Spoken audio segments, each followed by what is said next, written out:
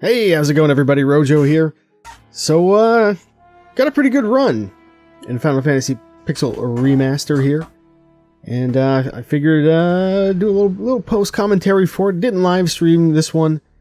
I tend to play a little bit worse when I'm trying to read chat and chat with people and all that kind of stuff. And play the game at the same time. And, I wanted to see if I could clean some stuff up in my 226 PB. So yeah, did this run. So let's talk about comp, I guess, to start with.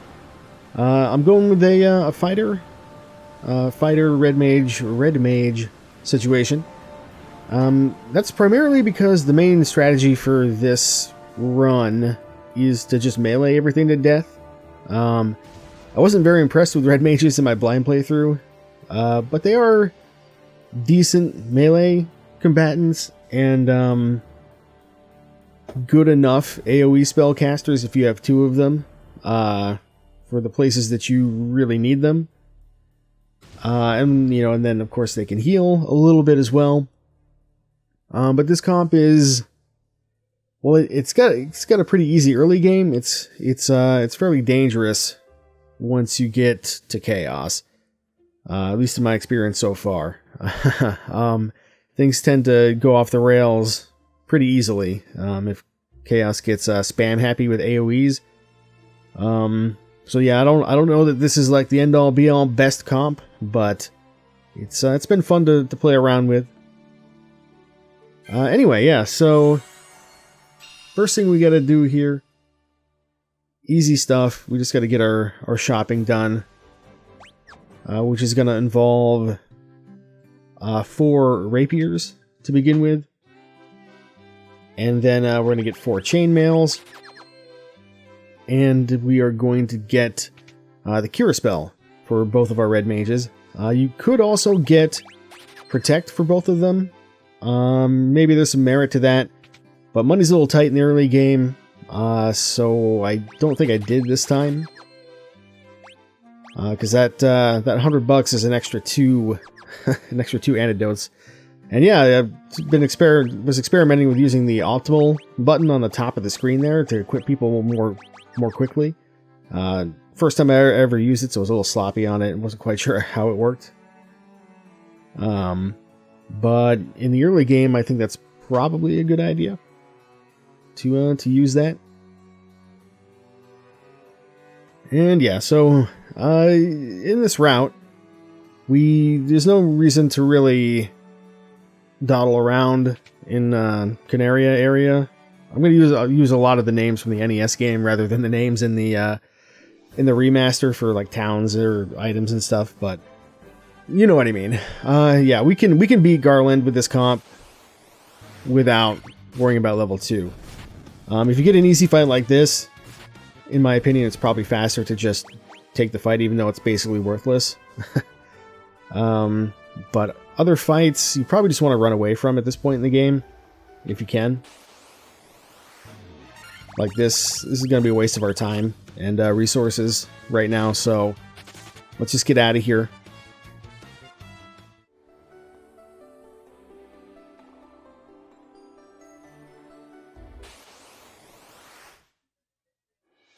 And yeah, there's not really much to say. Don't do this, actually. Forgot that I had a flea on for auto battle, so that wasted a good, I don't know, 5-6 seconds probably. But you could just swing away on Garland, and then just try to pay attention. You don't want anybody to die at this point in the game. If you do, I would just reset, honestly. This is just going to be too much of a drain on resources to have to worry about rezzing people. It does suck that the cutscenes are unskippable, which makes having to reset kind of a drag, but yeah, we got the Cure Spell, so let's use them. And there you go. There's one Garland knocked down, and we'll go get ourselves a bridge and a loot from the king and stuff. I forgot to mute my mic for the initial part of this run, so there might be a little background noise here and there in the early part of the game. coming from when I was actually playing. So one little trick here that I saw from watching someone else play is if you just go straight up and then point your character left, it's a lot easier to be able to talk to the princess without like overshooting to the left accidentally once you regain control. Because personally for me, I haven't quite gotten the hang of like when you get control of your character back, the timing of it. So I don't know, just getting up in the king's face makes it impossible to do like bad inputs for that, basically. And yeah, we're gonna watch the bridge get built. So you got like, I don't even know, like 5 minutes of cutscenes in the first 7 or 8 minutes of the game before you can even play. Something like that. So as soon as they patch out patch it so that these cutscenes are skippable, that'll blow the door wide open and invalidate like basically every previous run from before that happens. This is assuming they ever actually do patch it. But yeah, another important part of playing this game quickly, I think, is the diagonal movement and taking advantage of that, because it seems like it only counts as one step, which is a pretty big deal, I would say. But there's not much to do here. What else can we talk about? I guess, one thing that, I don't know. I don't know what I'm saying. I mean, basically our goal right now is just to get to the pirates and get our ship. And while money is tight, we do need to do some shopping in Provoca before we go anywhere else after we're done with the pirates. I'm of the opinion that you could make a case for dropping down to the armor shop after pirates and just getting a couple leather shields on the cheap, because they're very inexpensive, and that block chance could save someone's life as you go into marsh and stuff. Because this game has a block chance. I'm not sure where that was implemented exactly, but as far as I know, the NES game didn't have anything like that. So yeah, having a shield, kind of a big deal. It doesn't seem to matter what kind of shield either, as far as I can tell. Just you gotta have something, and then you can mitigate some damage here and there, just from the riffraff monsters as you're playing through the game. I like to save after that bridge cutscene. I mean, again, it's like if something goes wrong, you might as well just reset at this point in the game. But yeah, I don't know. I feel like if somebody gets knocked out or something, I can make a case, at this point in the life cycle of the game and my personal route with it and everything, I can make a case for not fully resetting, but just reloading the save there at the bridge. But I don't know, it's probably unnecessary. Wolves, easy to kill, but not really worth your time, in my opinion. I used to take these fights, as well as the Gerwolf fights. The Wargwolves, as they're called in this game. Because the Wargwolves give a decent amount of XP at this point in the game. But they're so tanky that I'm starting to think that it just takes too long to kill them. Especially without an AoE right now. But yeah, we're going to go straight to the pirates. We have nothing to fear from them, for the most part, except for maybe Rad in the back there, who's only got 17 HP. But I think I'm out of healing, and it's probably not necessary to go to the inn. You could go to the inn, it's not that big of a deal. And just get everybody healed up. But I'm going to go to the inn afterwards. So while we're here, after we get our ship, we want to buy Temper on both of our red mages. It is an expensive purchase, but it is going to be, for this comp at least, it's going to be required by the time we get to Lich, and I don't want to come back ever, basically, because it'll just take too long in the boat. So yeah, just buy it now. That means we're stuck with rapiers for a little while, because I'm not going to waste money on a saber or anything like that. Should have probably gone to the inn on the way over to the magic shop, but not a big deal.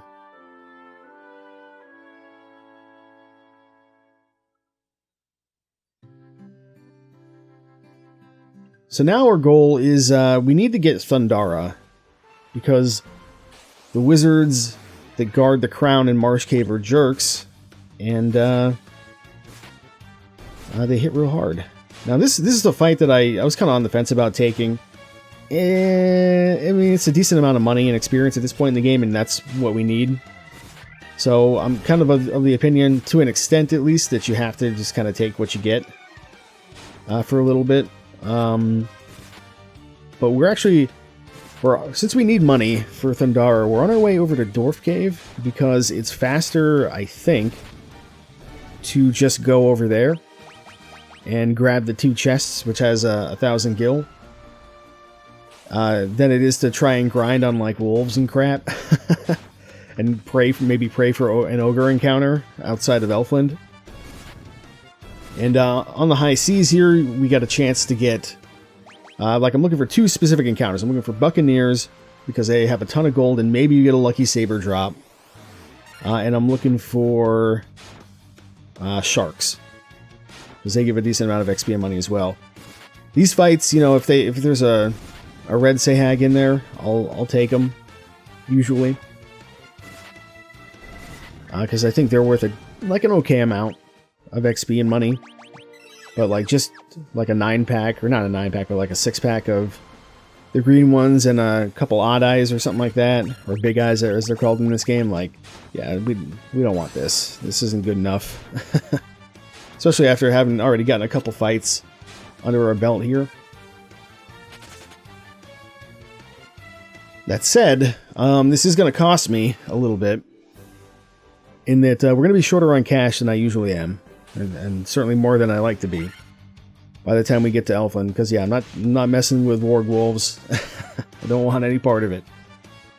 So yeah, it is gonna put us a little bit behind financially, which we'll talk about in a bit. So yeah, these are the 2 chests. We're just gonna grab those. Or maybe it's more like 1,000 gil. I didn't quite see what was in there, but either way, it's enough to get us started.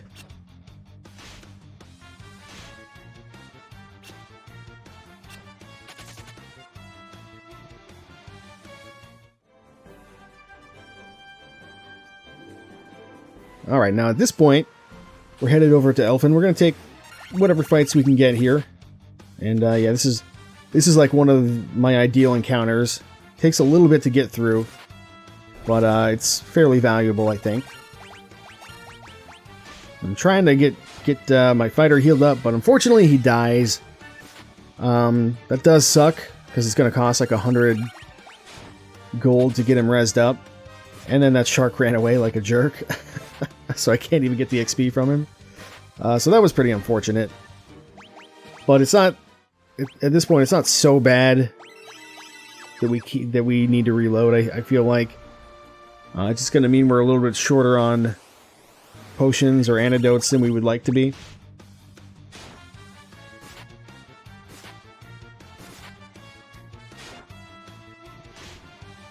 And it's also going to make the Elfland trip just a little bit slower, because not only do we have to res him, but then we have to go to the inn after we do that, instead of being able to go to the inn on the way through the first time. And yeah, I would love to take this fight, but with one guy down, it's gonna be too hard and take too long. So yeah, we'll just get out of here.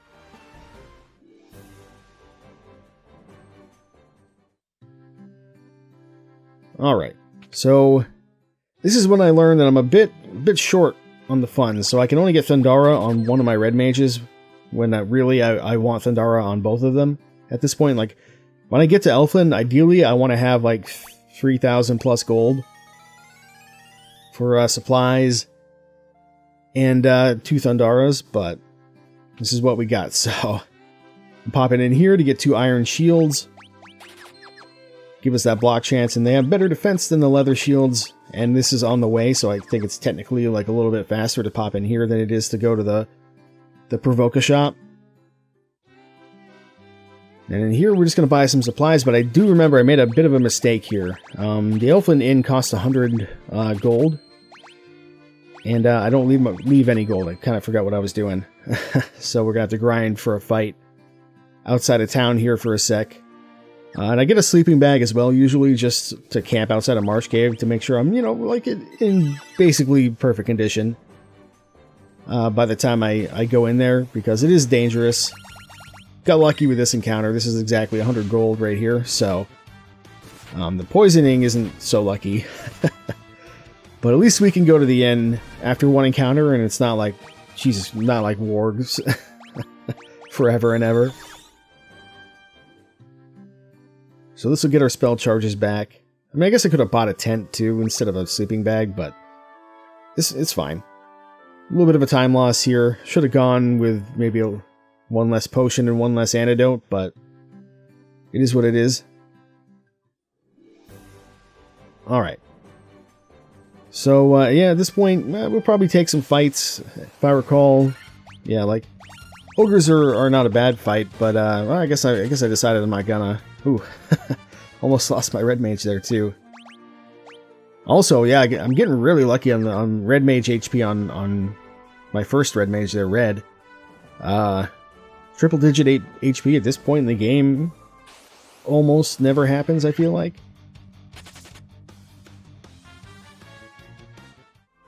I'm playing a little fast and loose here with Rad's HP because I want to save my potions and magic and rely on that sleeping bag that I bought.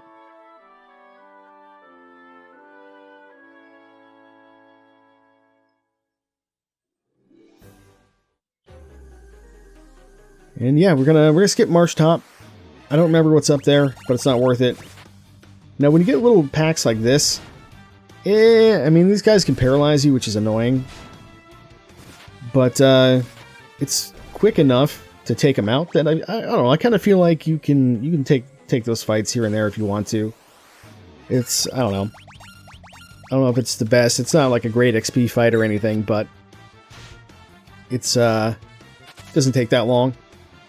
And yeah, having to like menu to escape if you're not already in escape mode might actually take longer. But like this kind of stuff, I feel like actually, yeah, throughout this whole run, I feel like I got more preemptive strikes than normal, which may play into my time to some extent. Since I got a preemptive strike, I decided to take this fight. I think it was maybe a bad idea because this Arbone, Blood Bones, whatever, is pretty tough for a party that's wielding nothing but rapiers right now. But yeah, we're gonna pop over here to this middle room here in Marsh Cave to pick up this broadsword, so that we at least have a chance to do some melee damage to the wizards on the next floor.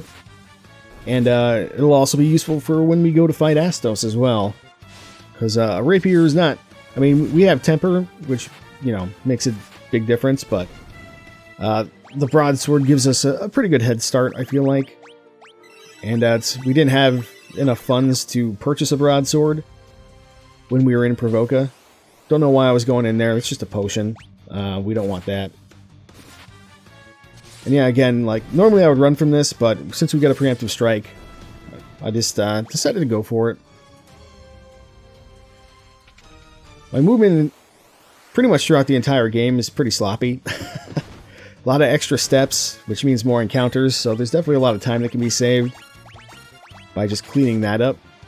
These green slimes we don't want anything to do with because we can't hurt them without using our Thundara charges, which we can't afford to do.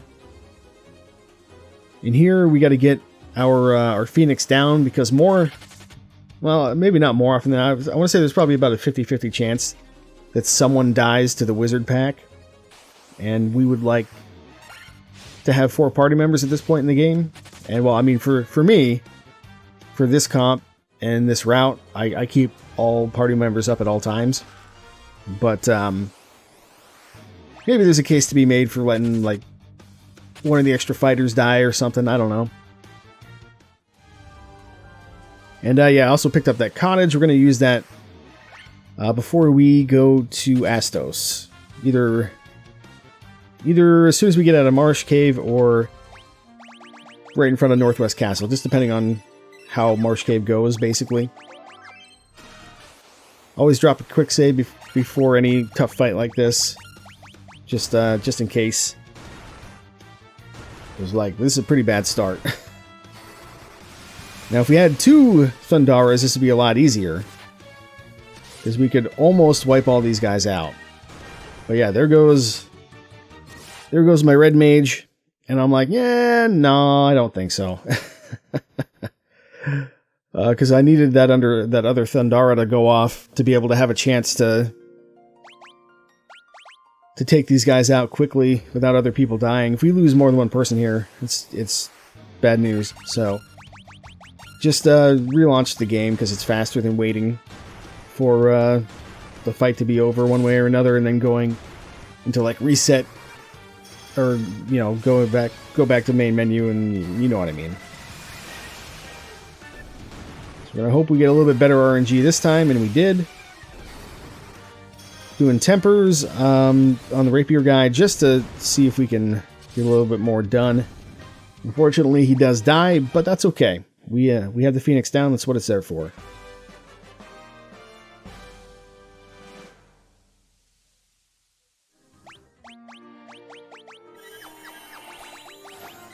And yeah, I tend to use my cure charges, especially this early in the game, before using like potions or anything. Just because, again, finances are at a premium. I'm gonna pop over here and grab this chest because there's 1,000 gold in here for us to be able to pick up, which will be useful pretty soon. And it's only a few extra steps, so I feel like it's not too dangerous. Like, most of the encounters here aren't so bad. It's just that, like, you get poisoned all the time, and you can easily burn through, you know, 6, 7, 8, 10 antidotes in here if you're unlucky. And then the other thing you got to watch out for is the scorpions, because they'll crit you and do a ton of damage, and they poison you. So yeah, scorpions suck. Interesting note, when you're moving diagonally, you can't push NPCs out of the way. From what I can tell, it just stops your movement dead, which is kind of annoying. So I've been bat blocked many a time trying to run out of here.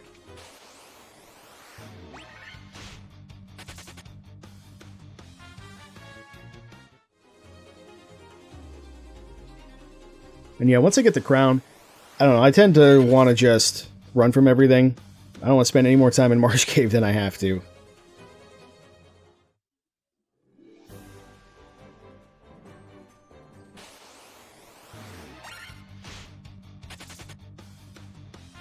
Might have been able to take that fight, but I was already in run mode, so I felt like it wasn't really worth it for them.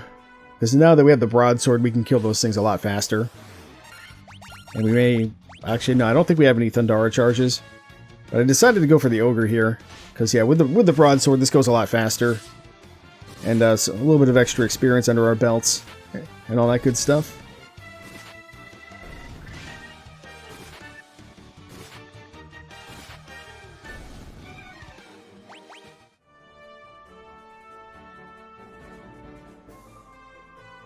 So here we're going to use our cottage that we picked up. That's going to restore all our HP and spell charges. And then we're going to go see ourselves in Astos.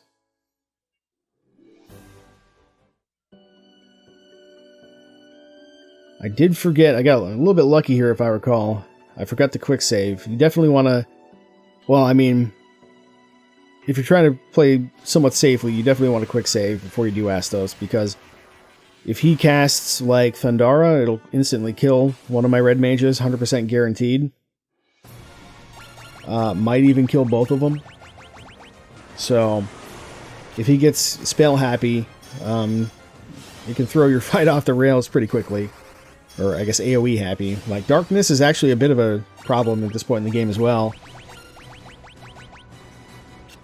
Got lucky to not get killed there with the death spell. But we've adjusted, and we're going to just slam our tempers on the broadsword fighter now. I like to spread them. Typically, I like to spread them out, just in case something happens, like the darkness or the death spell. You know, something like that. If someone dies, like Rad did just there. But luckily, no, not even one AOE spell, which usually I feel like I don't get away with. Usually, at least he casts like a Fire or something. But yeah, we made it through first try, which is obviously ideal. Got ourselves a crystal. So now we got to go pop over to Matoya.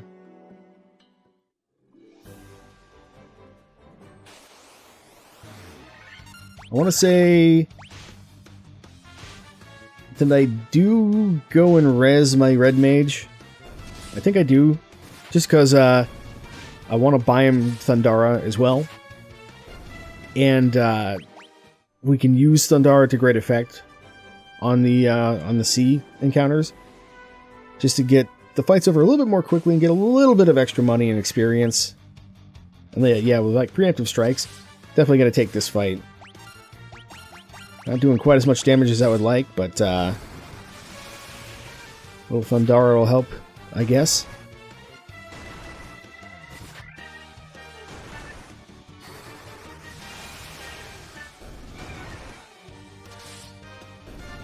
And I'm going to stay at the end anyway, so I don't have a problem with using these charges. Didn't need them on Astos, so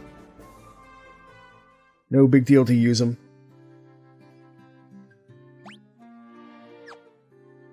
Almost forgot to buy Thundara there. Had to check my money though, because it is tight. I am making another adjustment though. See, typically I buy haste on both my red mages, and we have enough money to do that, but I don't think it's really necessary. I think you can get away with haste on just the one.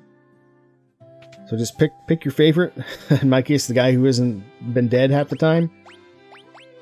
And yeah, we're gonna get haste. We're not gonna worry about Blizzara.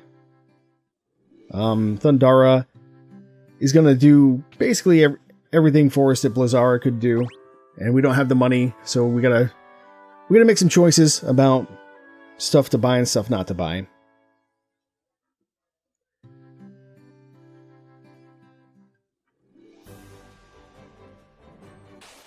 Alright, off to Matoya. Not sure why I decided to take this fight.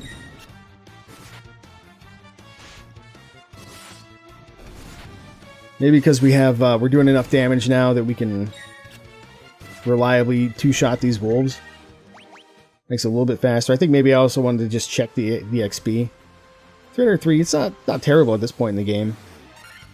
But yeah, like, here we go. This is what we want Thundara for, right here. It's gonna make our lives a lot easier to just cast Thundara than it is to swing at these in particular.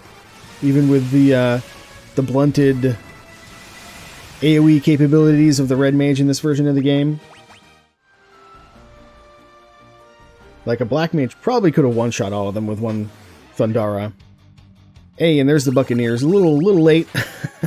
Would have preferred to see them sooner, but I'll still take the fight, because money, again, is basically at a premium until we get through Earth Cave.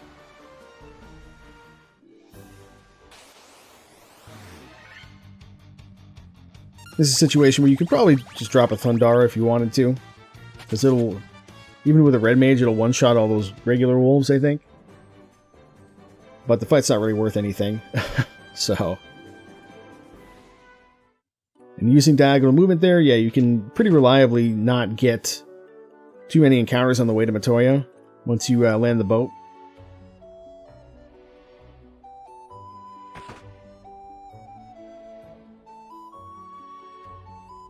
I think I am a little bit behind on this split, though, just because I took a couple extra fights on the way up. We're very slightly ahead, either way.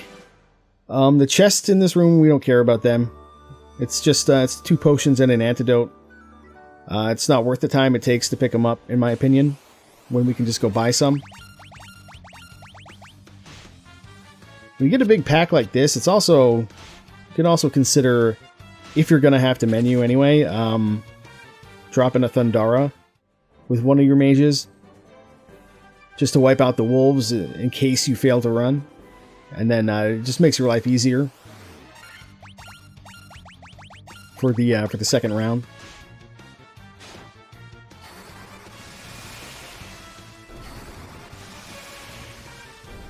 Yeah, there we go. 2 Thundaras is a bit faster than meleeing the sharks, probably. Not by too much in the smaller encounters like this, but, you know. Yeah, more buccaneers.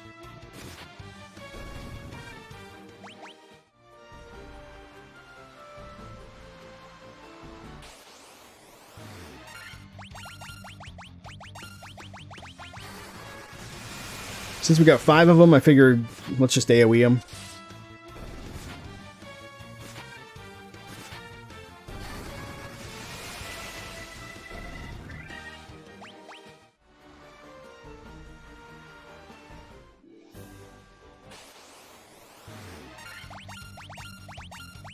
Should have just not even fled from these. Should have just auto-battled, and Thundara would have taken care of it, I think, if I still had charges anyway. And yeah, a little trick here. It's less steps to go into the town, leave, and then come back through to the castle than it is to go around the town. Might save you in an encounter, I'm not sure.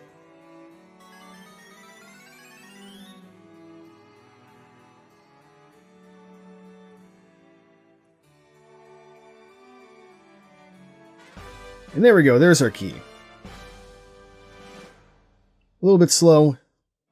Probably just took an extra fight because of some buccaneers or something. I don't know if it's faster to leave Elfland and then come back this way, or if it's faster to just run back, since the dash is so fast. But we're going to grab all this crap, basically just to sell. With the exception of the bronze gloves, I guess. Because the Mithril Hammer is worth 1,000 gold by itself. And yeah, if we're already in flight mode, I may be out of Thundara charges, because I don't think I stopped at the inn. So it just wouldn't have been worth it to take that fight.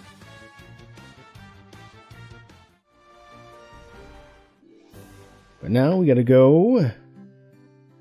I think I went in there by accident.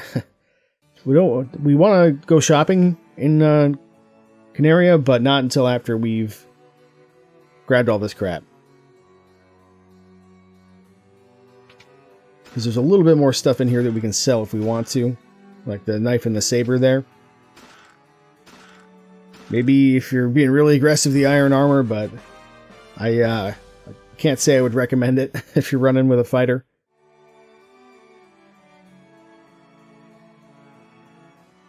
I'm not equipping anything yet because we don't expect to really get into too many fights, so we can optimize maybe very slightly our menuing by equipping stuff a little bit later. And iron armor with the counters we're getting isn't really going to make any difference right now.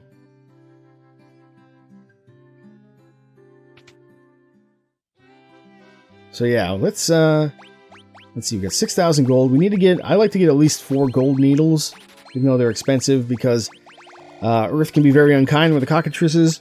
But we got a pretty good amount of money for this supply run, thanks to the 2,500 gold I didn't spend on the second haste spell. So I'm just grabbing a little bit of everything, plenty of potions, a couple tents, and a couple ethers, you know. Just some basic supplies, more antidotes, because we are going to need them for the Earth Dive. Or I guess the double Earth Dive, really, because we got to go through it twice. And that's a lot of poison and other crap to have to deal with.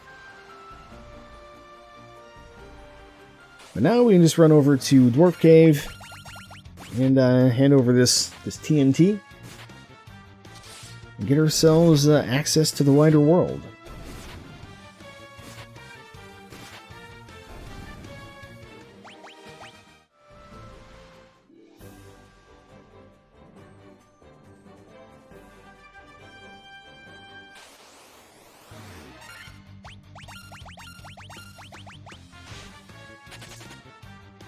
I feel like I'm getting kind of lucky with my escapes too. Getting to run away pretty early on in the encounters a lot of the time, which makes a pretty big difference, especially in aggregate.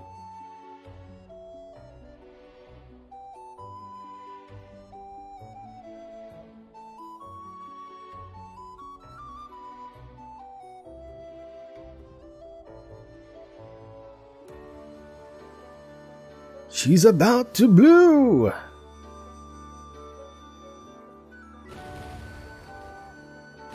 Yeah, this never made much sense, because I feel like if you just blew that up, wouldn't it make a big hole?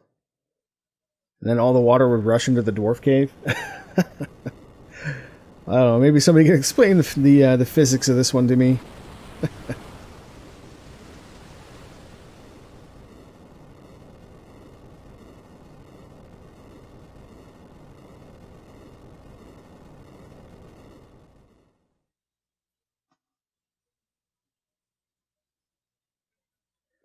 So yeah, a little bit behind on this one as well. Not quite sure why. Probably just took an extra fight or spent too much time in the shop or something. Not really sure. It's all right though. Definitely want to raid the armory. I think you could definitely optimize your chest grabbing here. Like, we don't need that ether. We don't need that potion. We'll take the money, the cottage, and the mithril mail for sure though, because the mithril mail will sell for a whopping 3,000 gold, which is going to be very important as we get over to Melmond here.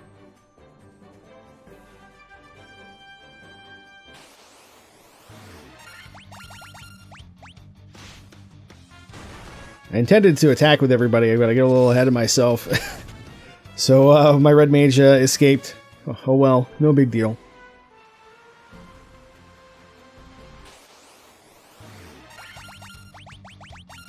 And yeah, with Thundara charges in tow, we feel pretty okay about just AoEing these guys down. And if we get lucky, we should be able to take everybody out. I don't think we would have gotten the one that we did 63 damage to if we hadn't smacked it first, but everything else would have been out of here. And again, same deal, because we can just either use a tent or just stop at the inn in Melmond real quick. Doesn't take that much time.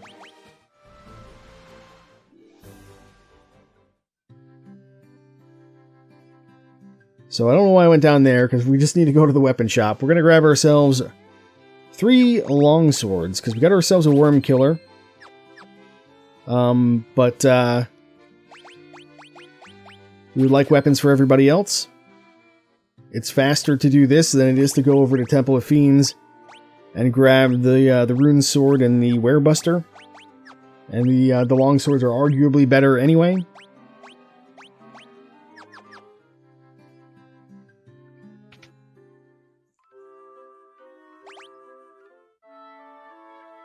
And with these longswords and the worm killer now, we're substantially more powerful than we were previously, as far as just being able to melee whatever encounters we see down.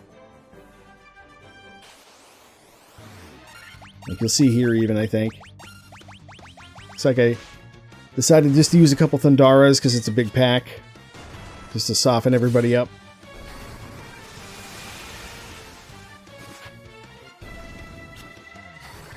Arguably not necessary though, with the long swords in tow.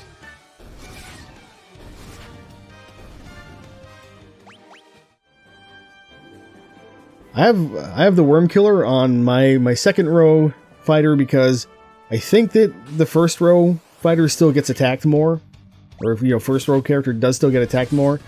Maybe not to the extent as was the case in the NES game, But I think Worm Killer is maybe better than a longsword, because it seems to crit more often. And the attack power isn't that much different. And I think it has like maybe an extra 2% accuracy or something like that, so I mean, that's kind of a wash, but unless it puts you over the threshold for another attack, if I'm understanding how that works in this game anyway, I think that's how it works. Higher accuracy equals more attacks.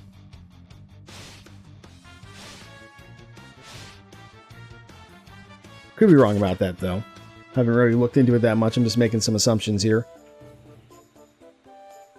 Yeah, we could have also picked up the Coral Sword in the room in the northeast corner of this floor, but it's not as good as the Worm Killer, in my opinion.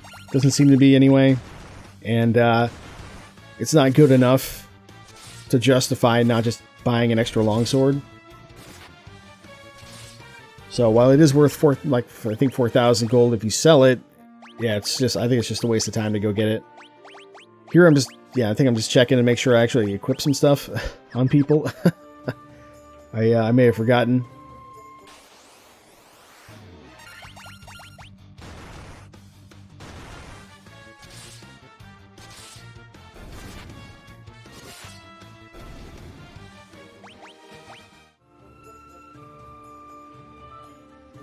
Now on this floor, this is where we're going to be a little bit careful. This is where the cockatrices start to show up. And wizards, which are a tasty XP encounter now. So with our melee capabilities, we're more than happy to take on wizard packs. They're worth a decent amount of money too. Now up in this room, I like to go up here because there's a chest with I think like 3,400 gold in it. It's I would say it's technically optional, but you're gonna want a decent amount of money once we're done here when we go to Crescent Lake. So it does help between just taking some fights. These wraiths are not really a very good fight, I don't think. Well, actually, maybe they're alright. Yeah, they go down pretty easy.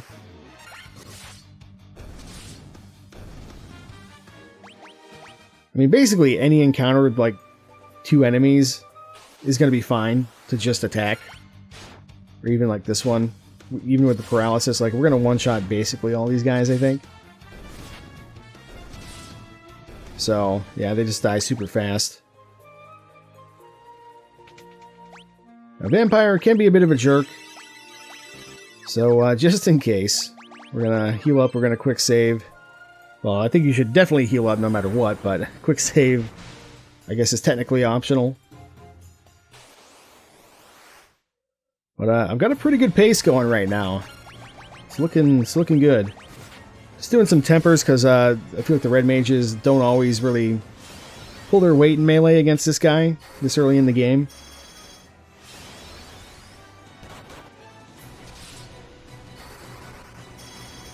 And we're not going to use the temper charges for anything else right now, so that was a pretty smooth fight.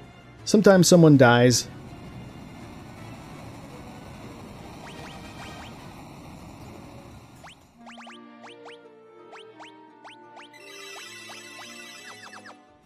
Yeah, I'm usually pretty fast and loose with my cure ones. I just mash the A button and go down the list. And, unless somebody's like glaringly missing a bunch of HP, I just leave it be. We did not pick up Cura in Elfland because it's just too expensive. And we don't need it. We're actually we've been seeing, we even got a free gold needle there. We've been seeing relatively few cockatrices in this run, which is nice. Hate to see this though. Ambushed by a 6-pack of ogres.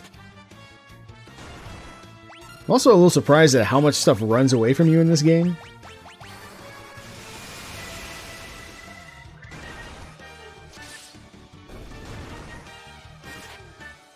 But I figured I would give this a try because I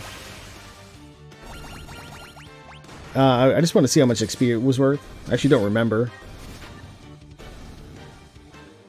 Yeah, like a decent amount. Kind of takes a while to get through them, though, because they got a lot of HP.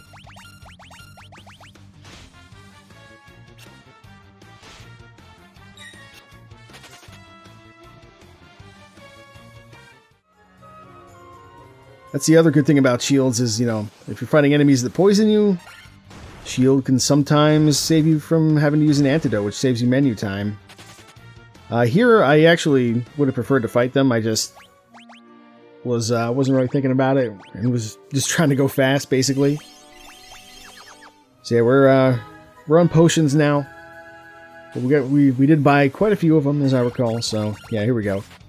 We get a second chance to take these guys on.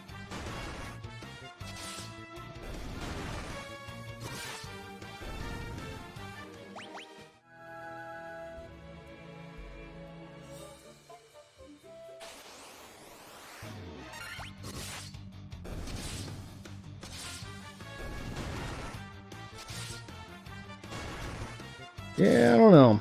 I'm not sure if these ogre packs are worth your time at this point. I mean, 1000 XP is still pretty decent. I guess it doesn't take that long to kill them. That is sort of the whole point of this comp, though, is just like minimize the amount of time you have to spend menuing from battle to battle. So that you really only have to worry. Usually, you only have to worry about two things: mash the A button to attack with everybody, or run away. Most of the time.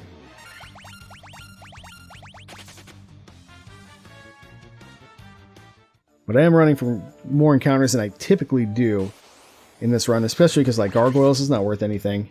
Cobras, not good enough.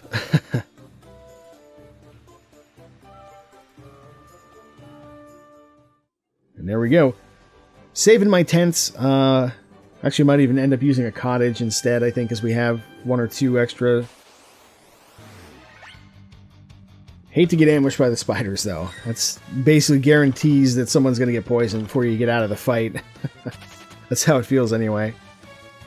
But no, it looks like we actually did get out without getting poisoned this time. That's nice.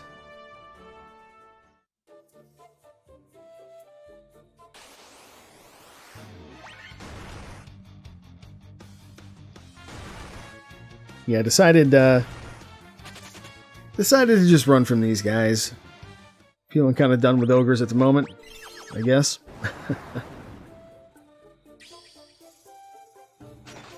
Now, the Titan does have a few treasure chests down south in this little cave here, but it's nothing we need. So there's no reason to walk down there and take the extra encounters just to grab it.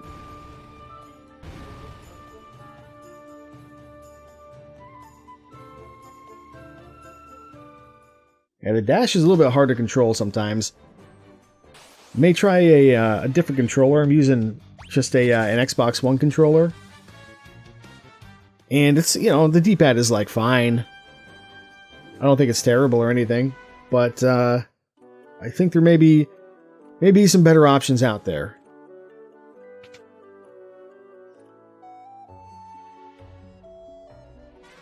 There we go.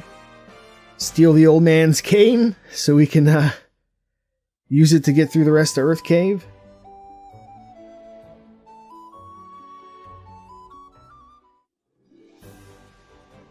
And yeah, I'm loving this pace right now. Definitely always want to fight the lesser tiger packs, because these guys, I'm pretty sure it's these lesser tigers, they have a chance to drop an X potion, which can give you a really nice little bit of safety in the end game. So I would never turn down a lesser tiger fight. There's also the blue tigers, or maybe they're saber-tooth tigers or something. I don't remember what they're called, but I don't think that those are the ones that drop the X potions. I think they can drop, I want to say like tents or something, maybe. And yeah, I was being a little too aggressive with the antidote here, because my red mage is down to 5 HP. If we fail to run here, he's gonna die. So, like, you can get away with that on your fighters maybe when they're at high HP values, and just use the antidotes a little bit later. But with your low HP mages, it's probably not a great idea. And the purpose of waiting and just suffering through the poison is to just save you menu time and save antidotes, basically, because they are a limited resource. But there we go. I guess I just decided to go with a tent, because that'll give us a couple of Thundara charges, and it'll give us our temper charges back. So that's the main thing that we're worried about for the Lich fight.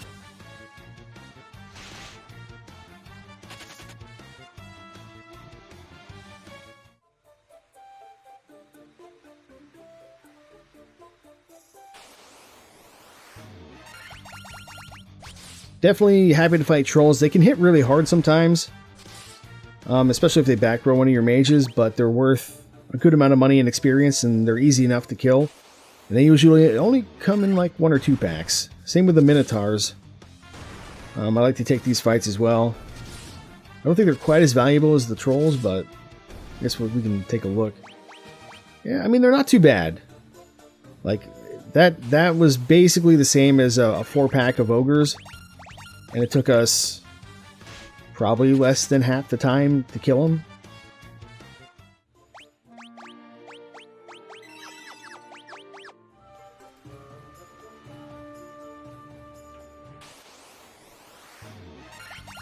And, yep, happy to fight giants as well. We've taken a couple of these fights so far. They're tanky, but I believe they're also worth a pretty substantial amount of money and experience. Yeah, definitely worth your time. If you really want to, you can go to the Hall of Giants over on the first floor of Earth Cave and go fight those packs, but it's probably not worth the time to do unless you like unless you have a specific purpose, being levels or being money.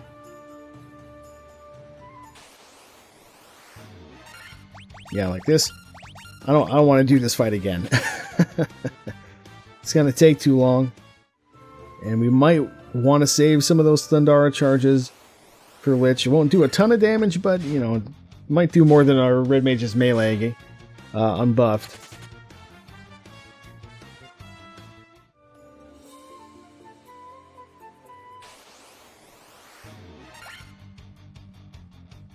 So we could probably, I mean, we could feel pretty good about taking this one, but I guess it doesn't really matter either way.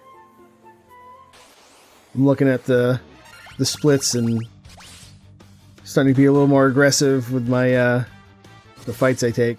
I like taking the mummy fights. They're kind of tanky. They can put you to sleep, which is annoying, but I feel like they're worth a decent amount of XP and money.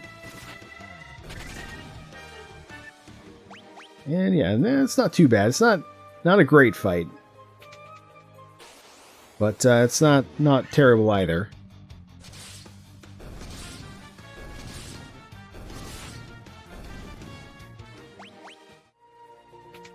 Yeah, I kind of feel like anytime you get a preemptive strike, if it's an encounter you can kill in like 2 rounds, you can feel pretty alright about taking it. Even if it's not like the greatest, most rewarding encounter.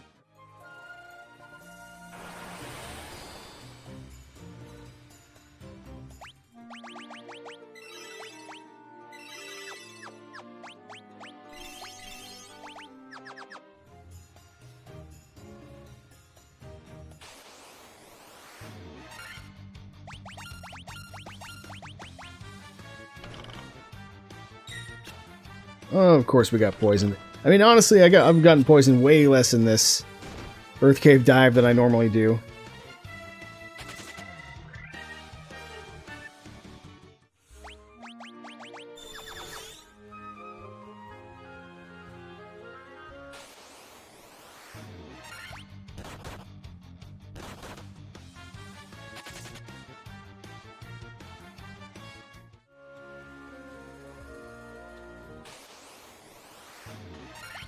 There is some treasure on this floor, but not anything we need. I think it's mostly just like money and a couple pieces of gear.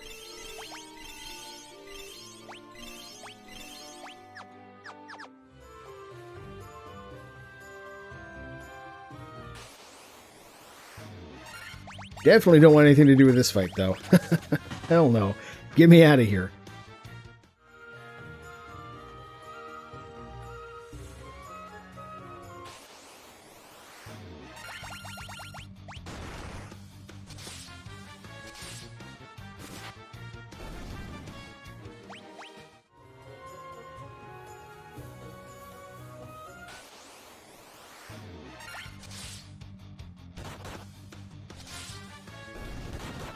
Yeah, I don't know. I think I may stop taking the mummy fights.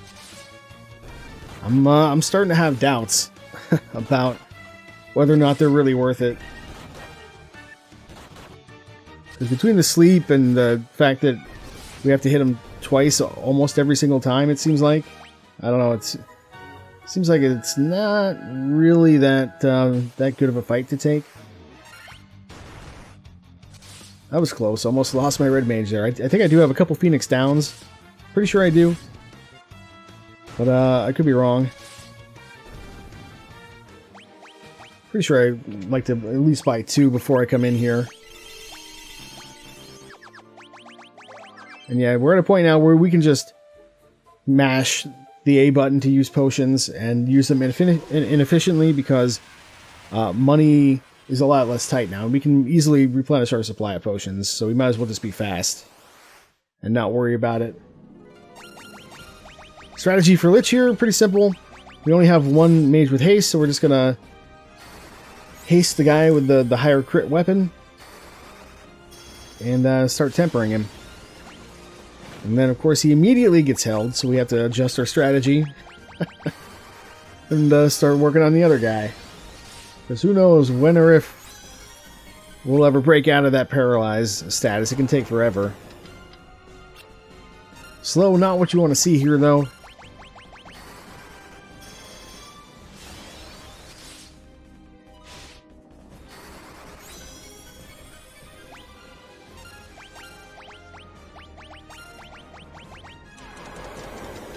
And again.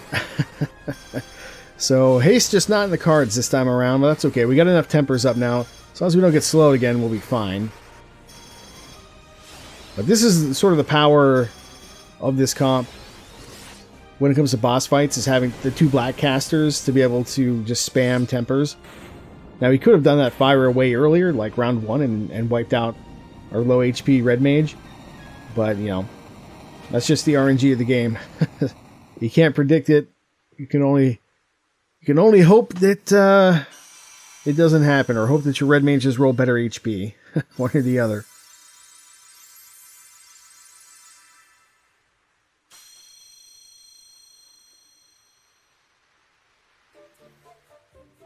There we go.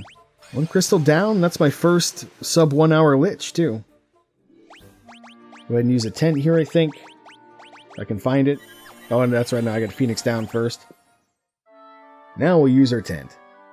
This is just to heal quickly.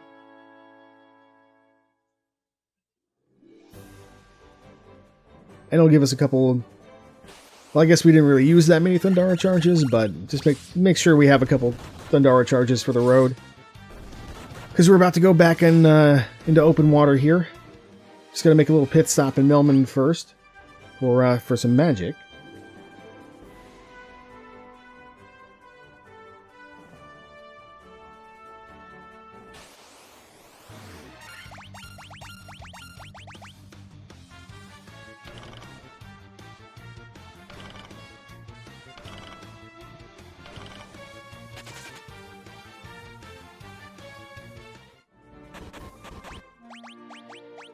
And of course we got poison just before we ran away. So here we're looking for 2 spells. We want to get Curaga. We're going to need that for the end game.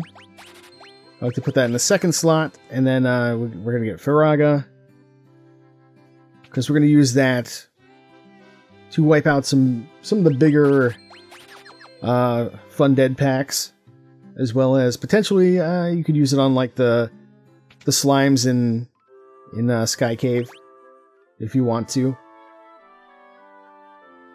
And it's just a few more charges of another AoE that we can use if we're feeling like we're getting low on Thundaras or whatever. if we've been using those for some reason.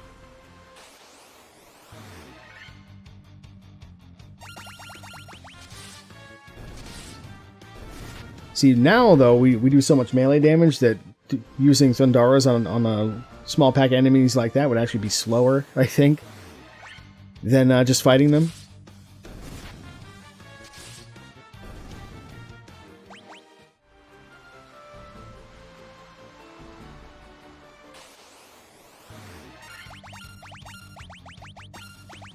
And that's just a safety Thundara. If we fail to run, we'll at least wipe them all out. And we won't have to worry about a second round of this, but we get away, so, you know, works out pretty well.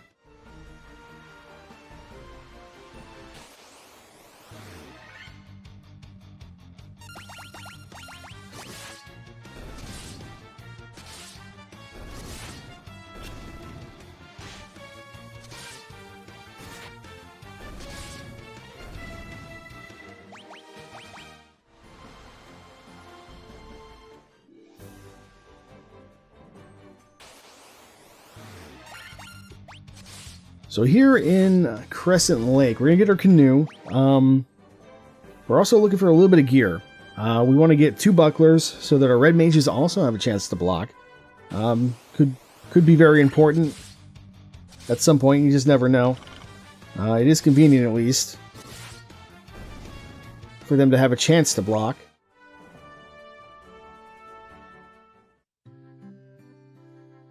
And we need to resupply some of our potions and all that kind of stuff. But we want to make sure we have a bare minimum of about 13,600 gold for gear. Although we can sell stuff at this point as well. But in this case we don't need to, because we grabbed that extra chest in Earth Cave. Yeah, I like to get mithril swords for everybody, if I can afford it. You can get away with just sticking with Wormkiller for a while longer, I think. Or just one of the long swords, either way. But, yeah, the mithril swords are pretty good. And everybody in the party can wield them, so... While it is expensive, there's not really anything else that we need here right now. We should have plenty of supplies to go to Ice Cave. Well, maybe not plenty, but we should have enough. Arguably, don't really need to go to the inn right now, but whatever, it doesn't matter. Or I guess it does matter, but it's not... The inn animation isn't so long that it's, you know, unrecoverable as far as time loss goes. But if you want to optimize, yeah, you could probably skip the inn there. And this fight, I actually don't think it's worth it, because we're only going to do like 50 to 60 damage per character. We could AoE them a bit with Thundaras or Firagas, better still. But, yeah, I don't know, I think it takes too long to kill those, and they can poison you, and they hit sort of hard. So, a 4-pack of those I tend to like to skip. I also save at the mouth of the river usually, just in case, because like these white croc packs can do mean things to you. So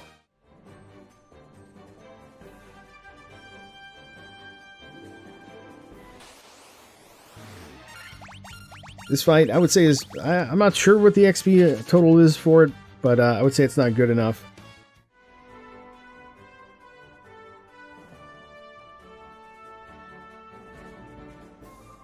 At least not good enough for the time spent. Now in these packs, I tend to not be quite so lazy and go after the croc first, because even though the piranhas actually hit pretty hard too, the croc is priority number 1, for sure. So I think the safety of guaranteeing that the croc dies in round 1 is worth the time investment.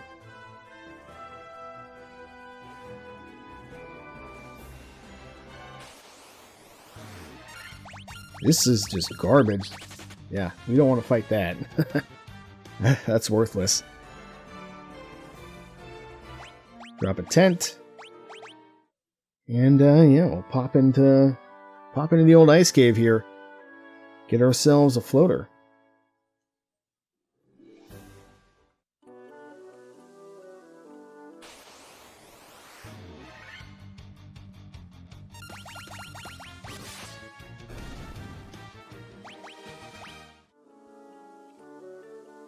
You can see those mithril swords doing work already. This is scary, though. This is extremely scary.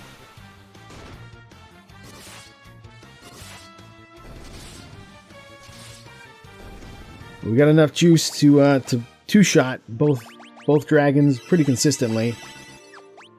So you know, that's good, because those ice storms at this point in the game are fairly dangerous.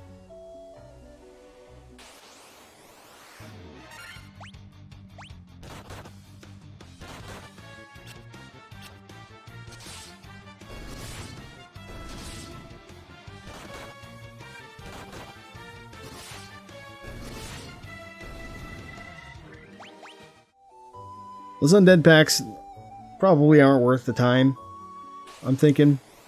But I do end up fighting them quite a bit down here, because we do still need some money. And I guess, I don't know, I was concerned about the paralyzation to some extent.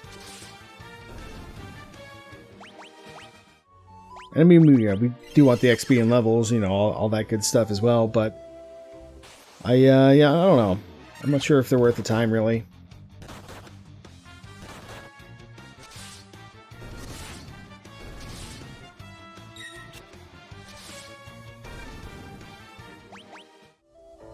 I mean, I guess if we can one-shot everything, it's worth it, but that seems like it's definitely not always the case.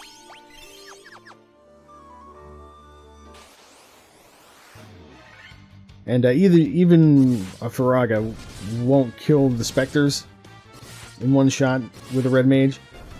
Black Mage could definitely do it. Pretty confident, anyway.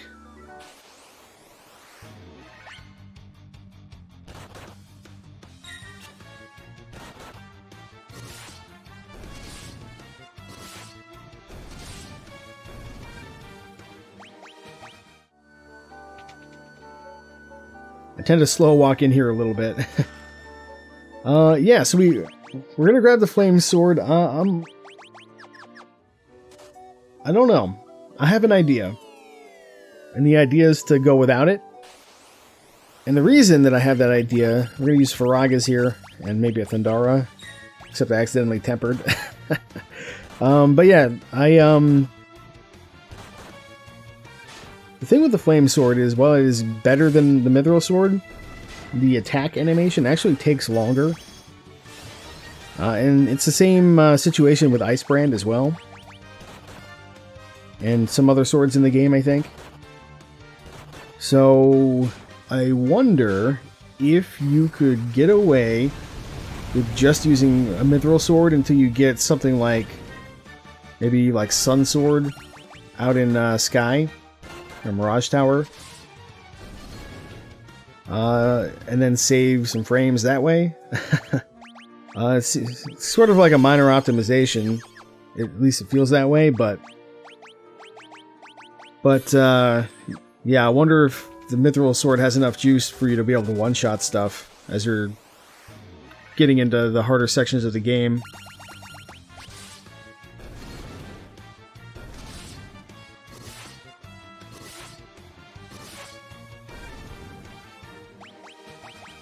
Now, I like to save before this chest because, again, too many ice storms can be bad news, especially if you end up getting like ambushed or something.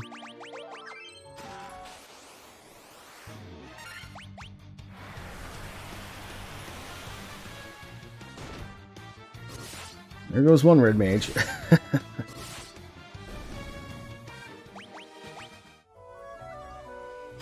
So there's our ice armor, and yeah, you might as well pick up the gloves, because one of your guys doesn't have any gloves right now.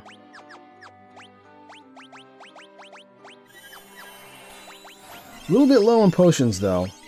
Should have probably bought some while I was in Crescent Lake.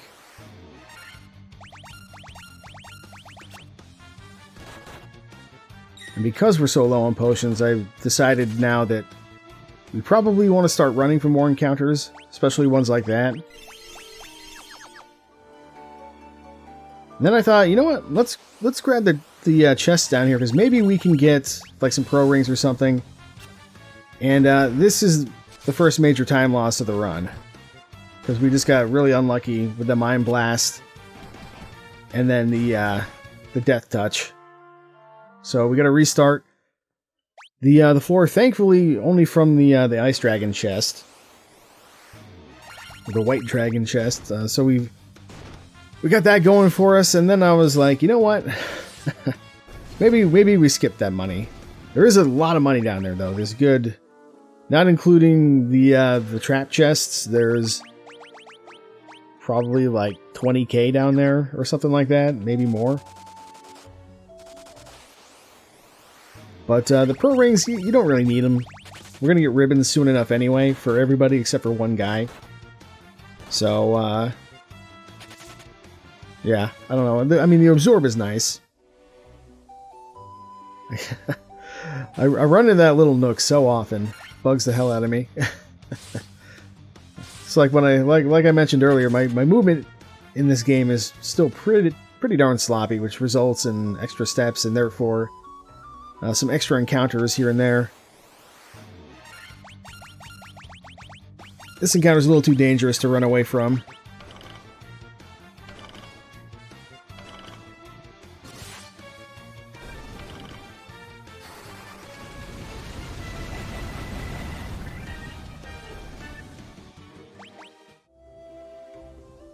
I forget what's in that left chest. I want to say it's like a potion or something. But I remember this one has 10k, so I grabbed it as my my consolation prize for not getting the ones in the basement there.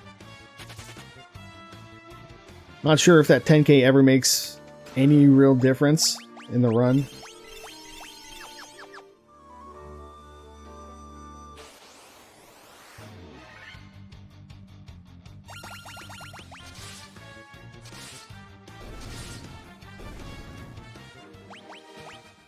And then in this room, we're going to grab the left and right chests for another almost 10k in the ice shield. I like to mix up the shields and armor as I get them on the appropriate fighters. The middle chest just has a sleeping bag, I think, so we don't need to worry about that.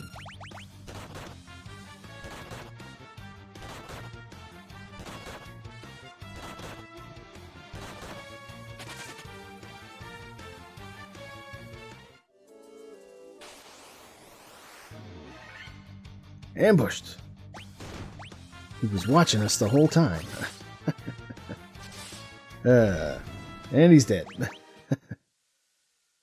Unfortunately, no grinding in this game on trap tiles, so we only get the fight the one time. But hey, we got ourselves a floater. Lost about a minute and a half there. Almost exactly a minute and a half. We gotta redo this. Decided to quick save just in case things go terribly wrong for some reason. Which is dumb because the game already auto-saved me right at that spot. So don't do that. And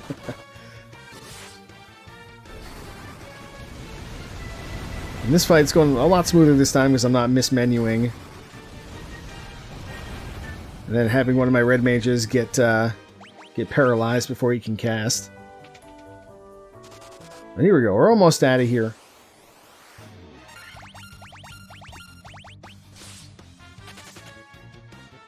I think these blood bones are actually not worth a terrible amount of XP and gold, but they're so tanky that, I don't know, I typically don't fight them.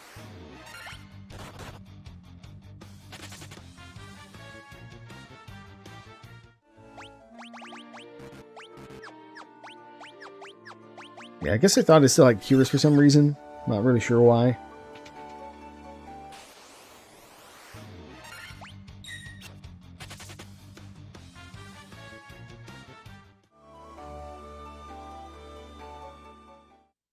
Also, one thing to note, I can't remember if it was this run or not, but I may have forgotten to equip the bucklers on the red mages. I haven't been paying that close attention, but that's something I've done a couple times. This is the worst. And it's ambushed by garbage enemies. mean, I guess it's worse if you get ambushed by garbage enemies that paralyze and or poison you. Or cast nasty AoEs, but this just feels bad. Failing to run for so long here.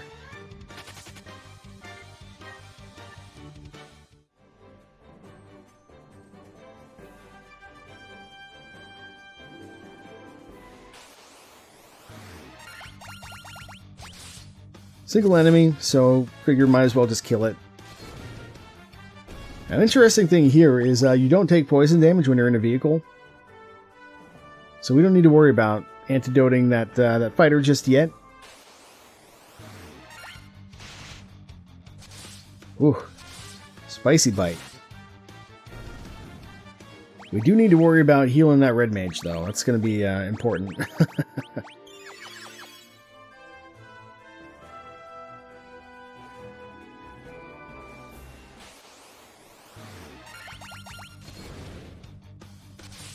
Also, yeah, one optimization you can make is if you just need to change the battle orders for like your top 1 or 2 guys, and you want your bottom 2 guys to do the same thing that they've been doing, you can just change the orders for those top 2 guys and then push the auto battle button, and it'll just jump into having those bottom 2 guys do the same thing that they were doing. So you can save a little bit of menuing time doing that, which is something that I'm still kind of working on.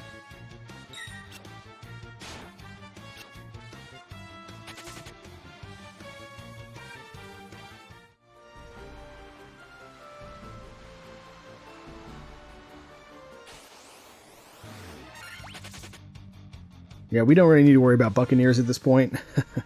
We've kind of outgrown them.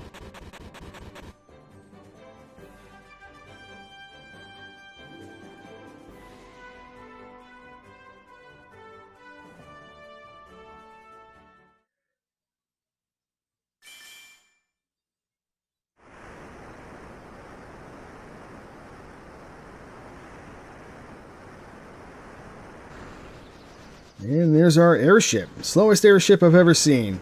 But it's ours. Even somehow got a gold split on this. I'm not really sure what I did differently here. Maybe just ran for more encounters. And yeah, we're going to take care of that poison. We'll do that in a minute. So I think we need to resupply a little bit now that we have some more money. Because we're going to Volcano next. This is where my route diverges from a lot of the other faster times that I've seen. I guess I understand the argument that Volcano doesn't necessarily have, depending on your comp, anything that you really want or need, so that you can just cruise through it. But what I don't understand is why you would not just go here immediately, because it's right here. Rather than, yeah, I don't understand why you would not just come here and then end up going to, Waterfall and stuff like that instead. Like, you're right here. You might as well just do it, instead of having to fly all the way back here later. Get a couple levels on the way, I guess. Even if you're just gonna cruise through it and not pick up any chests. That's not what I'm doing in this round. I have considered the possibility of skipping the Flame Shield and Ice Brand and the Flame Mail, or skipping the Ice Armor. You know, just one or the other. But I haven't tried it yet, so I don't know how that would work out. I don't want to change too many things all at once while I'm still figuring out whether or not this comp has legs anyway, you know? Especially with the RNG mess that the endgame can be.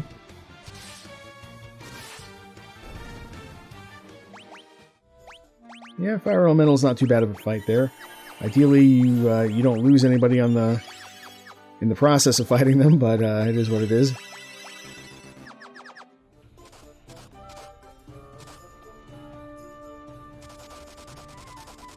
Also, in this version of the game, which differs from at least the NES game. It seems like lava does increase your step counter for encounters, which means it's not necessarily as useful to walk on the lava as it is in the NES game, because you'll get an encounter the next non-lava tile that you step on, if the counter is like at a point where it says that you need to have an encounter. So the only time walking on lava nets you a benefit is if you can get a run where you would have gotten an encounter, but you can get some extra steps on the lava, and not get that encounter until you get back onto regular land. But that's like such a nitty-gritty optimization that, you know, who knows if it's even worth worrying about. So I generally have just been stepping on the lava like you would, I guess, in the NES type of game. In here we could get some money out of that top left chest there, but we're mostly just gonna worry about, for at least for this, because we're at a point where we don't really need to worry about money anymore. We bought all of her magic. We've got quite a few supplies, and that's really what our money is going to be for, aside from like the bottle at this point. So we're just going to grab Ice Brand, and we're just going to grab the Flame Shield and be on our merry way. It doesn't take that long to go over there.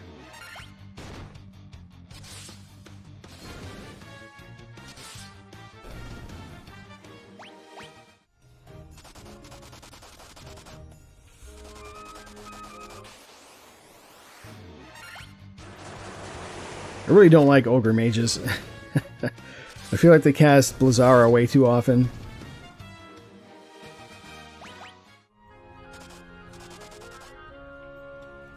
Alright, so we're going to cruise over, we're going to grab our Flame Mail.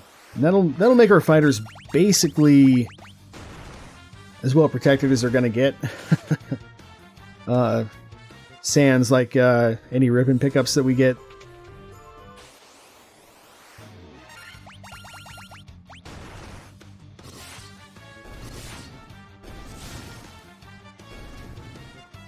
Yeah, you can see right there that even the Ice Brand has a longer swing animation than just a basic Mithril Sword does. Same with the Flame Sword there.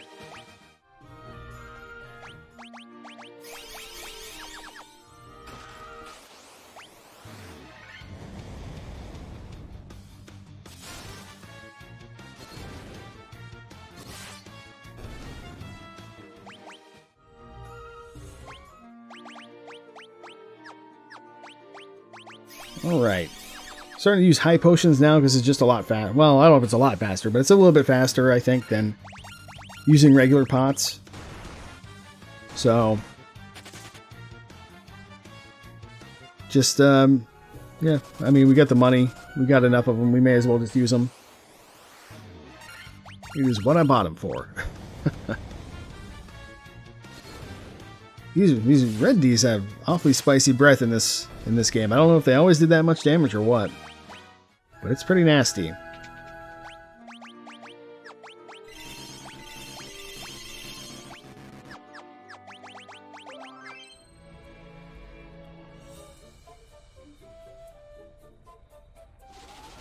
I actually wonder if the fiends have different text if you haven't beaten the guy before. Like, I know Tiamat talks about you beating Kraken and stuff, but I never bothered to read the text or even try to do them out of order, so I don't know. It's not a very good start, but carry isn't really all that scary in this version of the game. I mean, you can definitely one-shot one of our red mages if they get meleeed, but aside from that, we don't have really too much to worry about here. Decided to haste the other fighter. This is the last fiend where I'll be using that fighter to melee anything, because he's just gonna start doing not enough damage, and it just makes, I think, more sense to stack tempers on the one guy. There we go. And yeah, there's that melee. So you can get unlucky and and lose a mage to that early on, or if you get like double fire it or something like that, which I assume can also happen. Lost a little bit of time there. I don't know, probably just took an extra fight or something like that. I'm not sure. Maybe I had to heal more often. So I guess I would call that the second, compared to at least my PV, the second major time loss for whatever reason. That one's a little less clear cut than the ice cave snafu.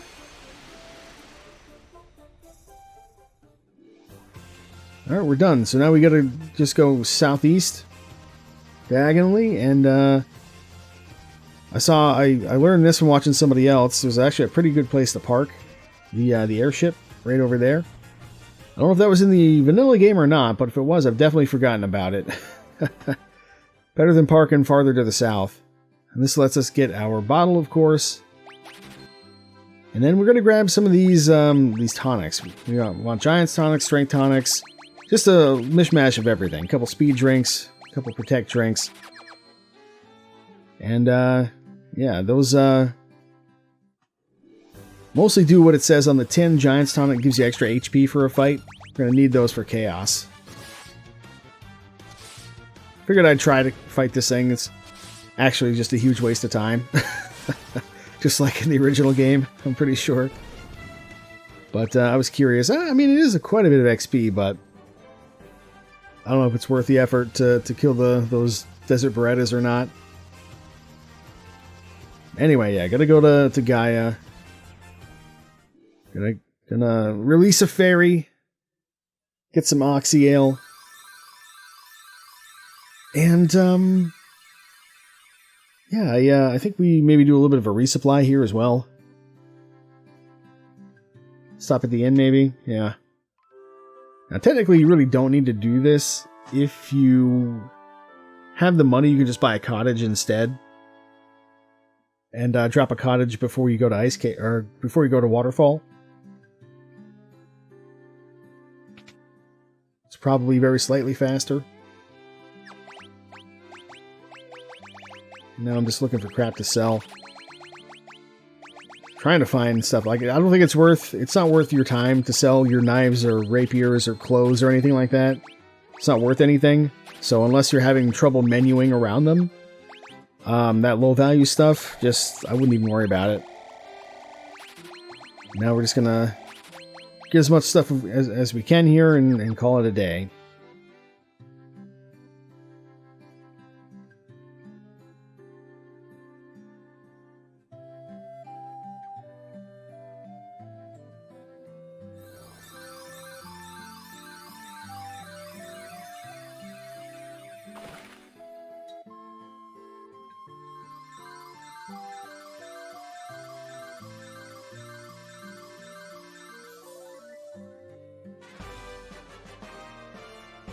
We even got a gold split on the Oxy Ale. Somehow. Like 30 seconds. I did have a little bit more granularity in my splits previously, but I combined a few of them. Just to make life easier. Like, I don't need to split between bottle and Oxy Ale or whatever. Like, I think it's fine for those to be combined.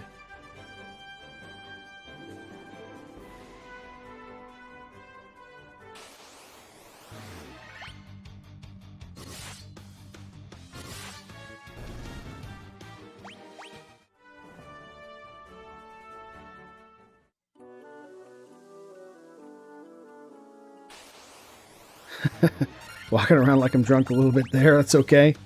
Ignore that. Yeah, I think the triple nightmare fight, maybe not worth it. I mean, it's a decent amount of XP, but they do take a little bit of effort to kill. Single nightmare, definitely worth it. Ooh, big hits. I wish there's a little bit more feedback on the running animation as well. Just to make it easier to judge whether or not you want to maybe continue with the auto battle setup, or if you want to, do something else.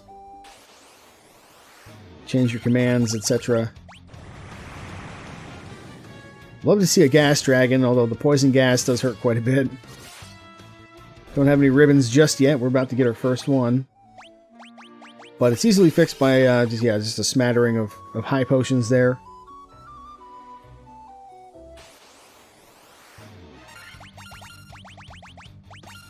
And yeah, maybe the Whiz Mummy packs are worth your while. Well, we'll take a look and see how much XP we get out of this. I think it's 900 for the 3 mummies.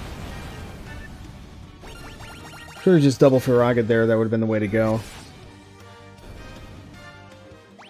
Yeah, like I would say if there's Whiz Mummies, then it's a lot more worth your time than if it's just mummies.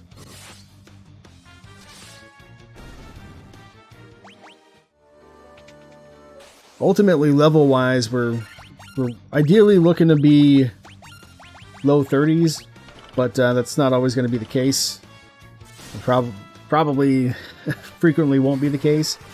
You might just be 30, you might be 28 or 29 with everybody up, so just kind of depends on what encounters you end up getting.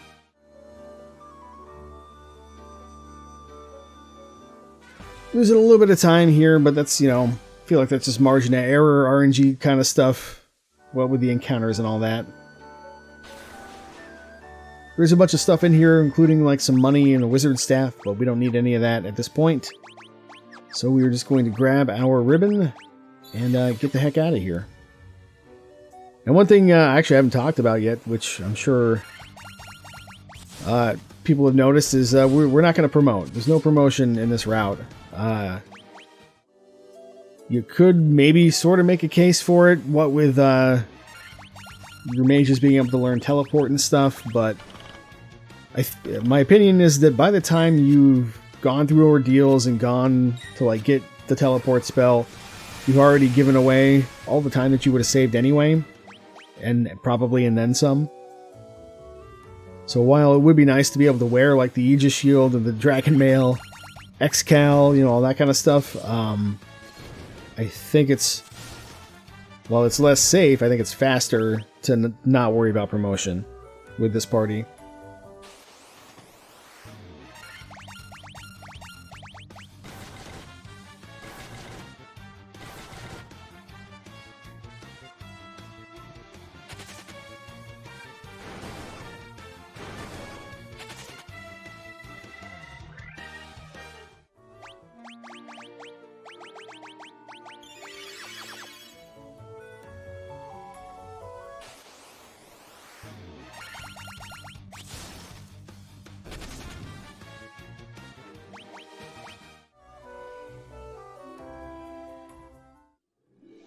Alrighty. Easy Waterfall Cave. Holy Christ. I don't want anything to do with this pack. Look at it. Ugly. And probably not worth that much XP and gold either.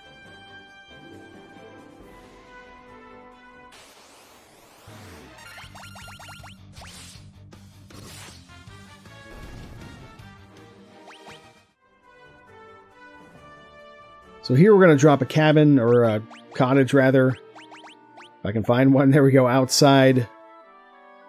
Because it's faster than going to the inn once we're in town. Thankfully the item shop is like right here. So we can go buy some stuff. I think I ended up starting to go, and I was like, maybe we better resupply just in case. You can also come back in here and resupply after. After you do Sea Shrine, but it's probably not necessary. Like, this should be all the stuff that we need to finish the game right here. So, unless we get like really unlucky, maybe could have used a few more Phoenix Downs for super duper extra safety. But yeah, I don't know. Aside from that, 99 potions, 99 high pots, 99 ethers. Should be more than enough to get us through the rest of the game here without having to worry about going to resupply. We also have just barely enough cottages to be able to save if we use them correctly anyway, to be able to save outside of Mirage Tower. Not save, but to be able to heal outside of Mirage Tower before we go in, and also to be able to heal outside of Topher, or Toph, or Chaos Shrine, whatever you want to call it, before we go in there as well. So here, yeah, definitely want to go get Slab first. Just makes sense, because otherwise, if you go Kraken side first, you're going to get teleported out, and then you're going to walk through town again. So you might as well just do it all in one shot. This is another area where teleport would be nice, but it's not so much walking that it's unbearable, and the potential for good XP encounters like this one in water is pretty high. So you kind of like, you don't even necessarily mind the extra steps. You kind of just want to take a lot of these fights. Although anything with like scorpions and sea snakes, typically I don't want to take those because it's just not worth as much. You can get the mage staff over there in that room to the left that I just walked by, but not worth it. Ghosts, yeah, you could double Faraga them and they go down, but I decided to run from them most of the time in this run. Did forget to pick up the diamond bracelet, which I guess is technically optional. But it's right here, you might as well have it on one of your red mages. So I just picked it up on the way out this time instead. Yeah, another gold split. Probably because I didn't pick up the diamond armlet. Well, it doesn't take 30 seconds to do that, so I don't know, just ran for more stuff as well, I guess, this time.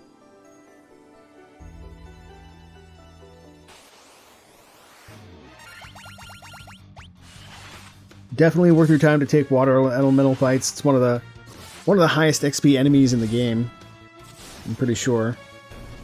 They're kind of tanky, but we have the power. That's why we have all these big swords, so we can just smack everything down.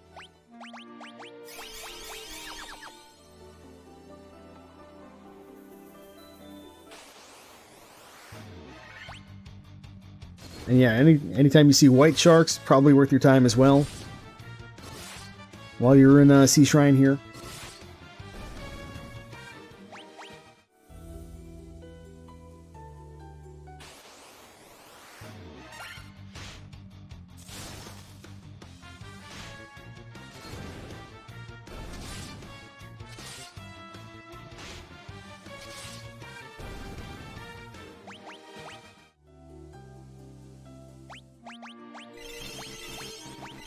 And then, yeah, once I get through all of that and back to the main Sea Shrine floor, I kind of just like to do a quick refresh with potions and ethers and whatever, just to prepare myself for the second half of this. Water Naga's also awesome fight to see for the XP.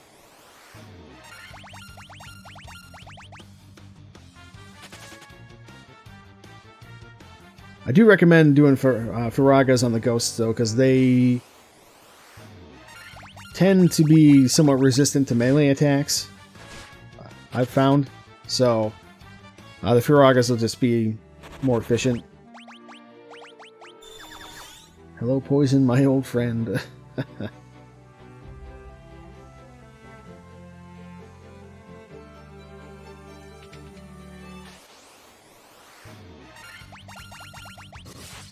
Since there's only 2 scorpions in this pack, I figured I'd give it a try. I was curious to see how much the sea trolls are worth. Because the scorpions aren't really worth very much at all. And yeah, I don't know. It's fine.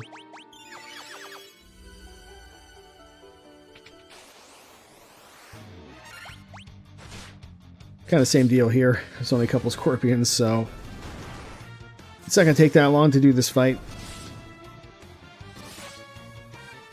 I've said it before, but I have no idea why they have regeneration for monsters in this game if they're only going to give them 10 HP back. It's sort of pointless.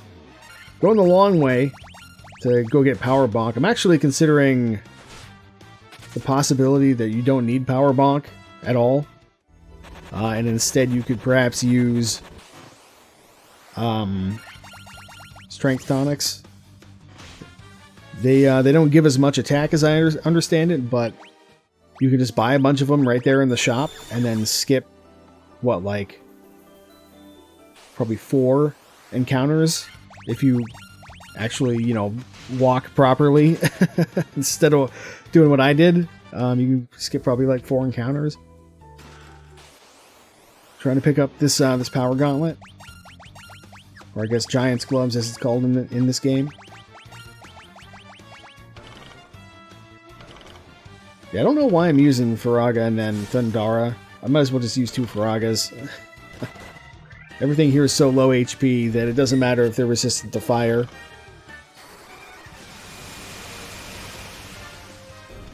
But, yeah, I guess it worked.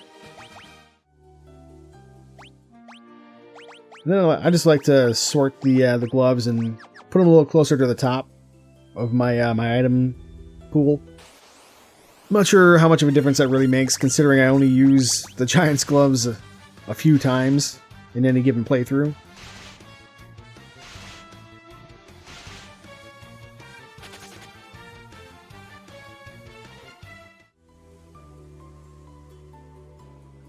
Then we just pop in here. We're going to grab our second ribbon. 3 ghosts, sure, we'll just fight them. That's what I mean by them being a little bit melee resistant sometimes, it seems like.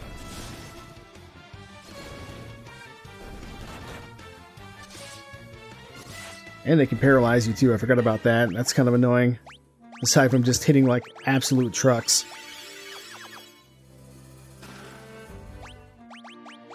So the second ribbon goes on our main damage dealer.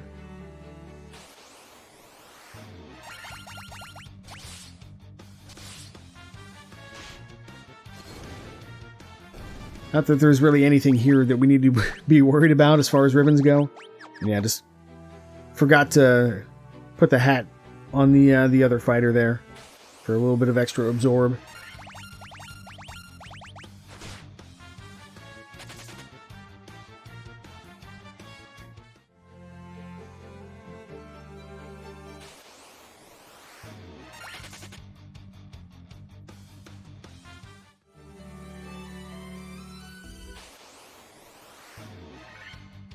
Nice, couple waters. Love to see it.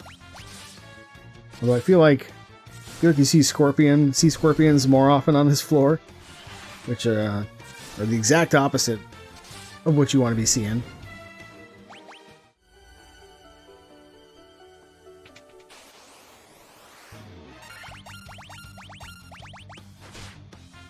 Case in point.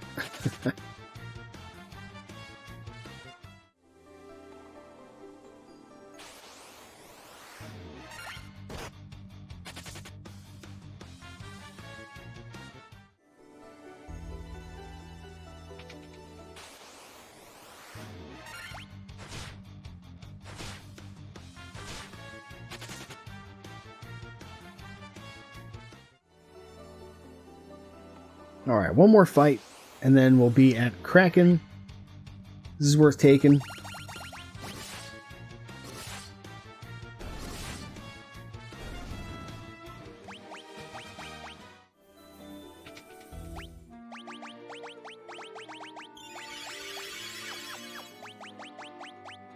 So we have so many ethers now that we don't have to feel bad about just overdoing it with some of our magic at this point.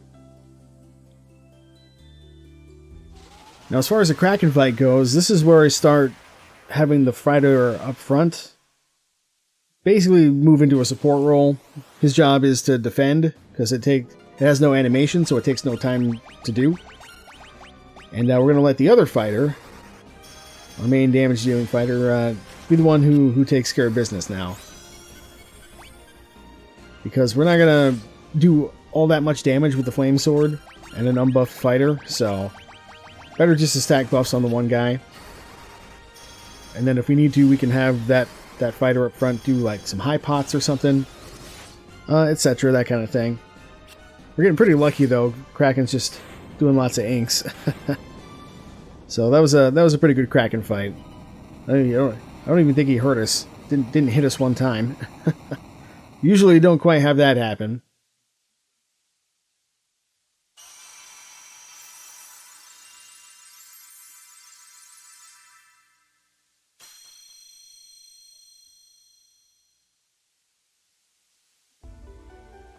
So it's at this point that I added a little something to the route for some extra safety. I kind of didn't want to do it, but I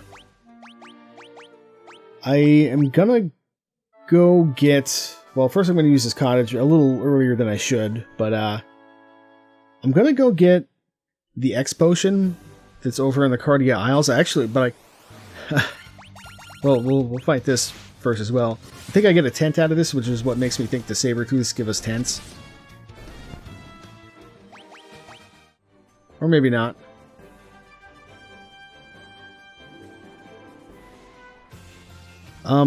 But yeah, I also forgot that I need to translate the slab.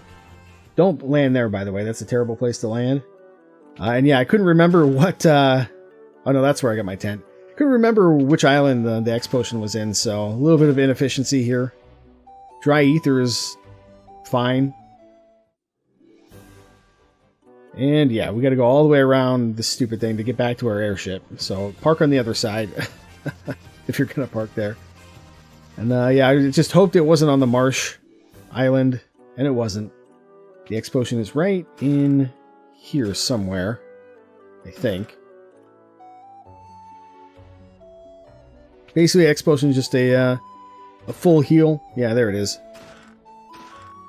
And nothing else in any of these. I don't recall what's in the swamp island. Maybe there's something good there. I'll have to check one of these days. But the X potion is what I came for, so I'm going to get out of here and go translate my slab as soon as I remember what I'm doing.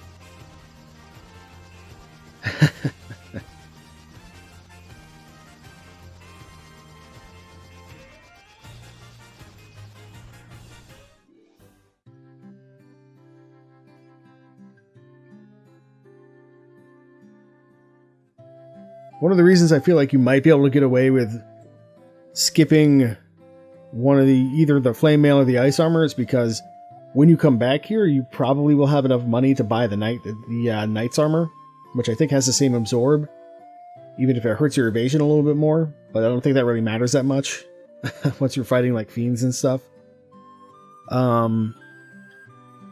Yeah, and you're gonna have you'll have all three ribbons, so that one guy who's got the knight's armor on, it doesn't really matter. He'll still get the resistances that he needs. And then, yeah, I think it might be slightly faster to go southwest from Melmond to get to Lefane than it is to go northeast, but I'm not sure about that.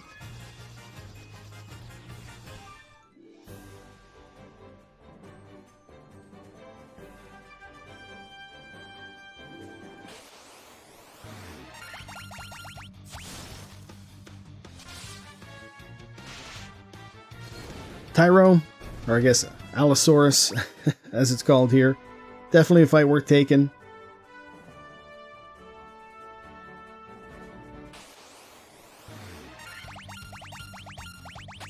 Winter Wolves a little bit less so. I mean, we could wipe them out probably with one Faraga, but at this point, it's probably not worth it.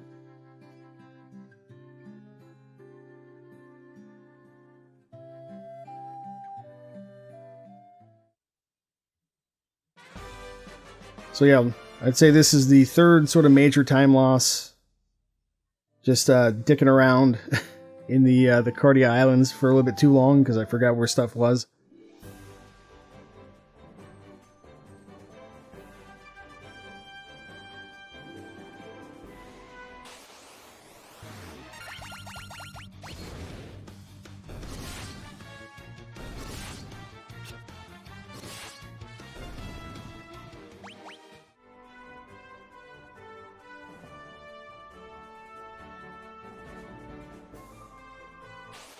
I don't know if it's true in this version of the game, but I think in the NES version, any tile where you transition from being in the canoe to dry land, or from dry land to being in the canoe, I think those were in the NES version. Those are free tiles where you can't get an encounter. So going through the river is maybe, or not the river, going through the lake there is maybe preferable to not going through the lake. Not 100% sure if that's the case in this game.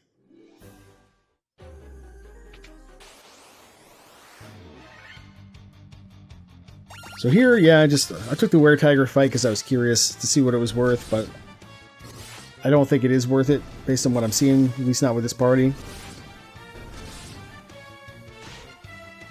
Plus they can poison you like so much other crap. I mean, it's a decent amount of XP, but there's better fights to be had here in Mirage. We're skipping everything on the first floor. We don't need any of that. We'll definitely fight a bunch of mummies, though. King mummies, in particular.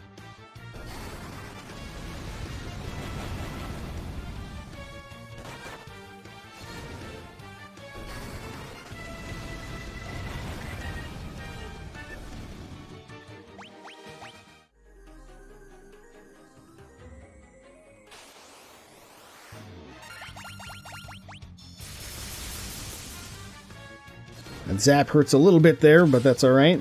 We can fix that with some high pots without too much trouble. Or a bunch of cure spam, either way.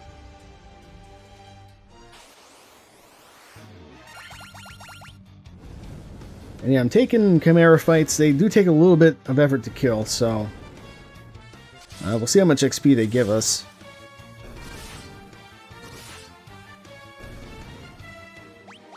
Yeah, I think Chimeras are maybe worth it. Also, sort of depends on where your levels are at. And how comfortable you are with where they're at. But that's sort of... at this point in the run, for me, it's sort of secondary. The levels. I'm playing a little riskier maybe than I normally would. I might take even more fights in here. Because I think I do run from some, but I don't know. Maybe I don't in this run. I kind of forget. I'm doing this commentary super late, and the run was already kind of late as it is. So brain's a little scrambled, just trying to go from memory while it's still sort of almost fresh. Just doing this post commentary. Try to explain what I was thinking, and I guess people can decide for themselves if they think I'm right or not. But yeah, I went ahead. We're gonna pick up the Sun Sword here because it's real good compared to the Ice Brand, I guess. But then I noticed, yeah, one of my fighters has more HP, so I decided to do a little switcheroo there, and have the higher HP fighter be the new guy who's going to do all the damage. Surprised two Thundaras can't take these guys out, but I guess one of my red mages is a little bit lower level and seems to have maybe slightly worse intelligence, so... got lucky to get the same encounter back to back. These guys are worth quite a bit of XP, so I think it's worth your time to kill these guys. If you're looking to take fights on anything.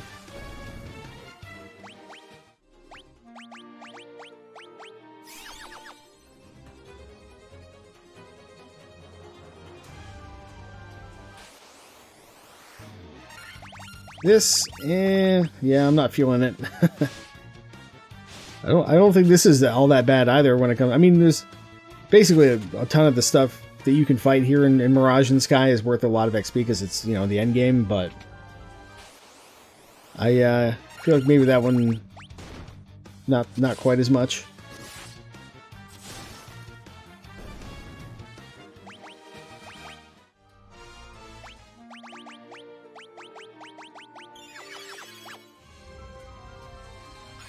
I'm assuming that blue dragon respawns if you warp back, like take that warp thing and then warp back. And I have no idea how a sandworm got up here. Were they up here in the original game? I feel like they weren't.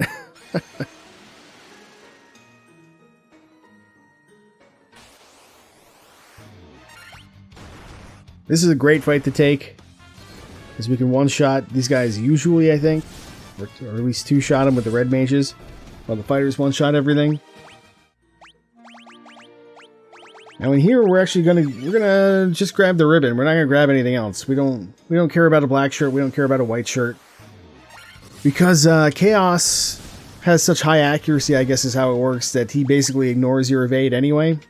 So there's no reason to do those types of defensive buffs in the Chaos fight. You're better off with like Protectra if you've got a mage who can cast it, or the level 1 Protect spell, or Protect Drinks, any of that kind of stuff.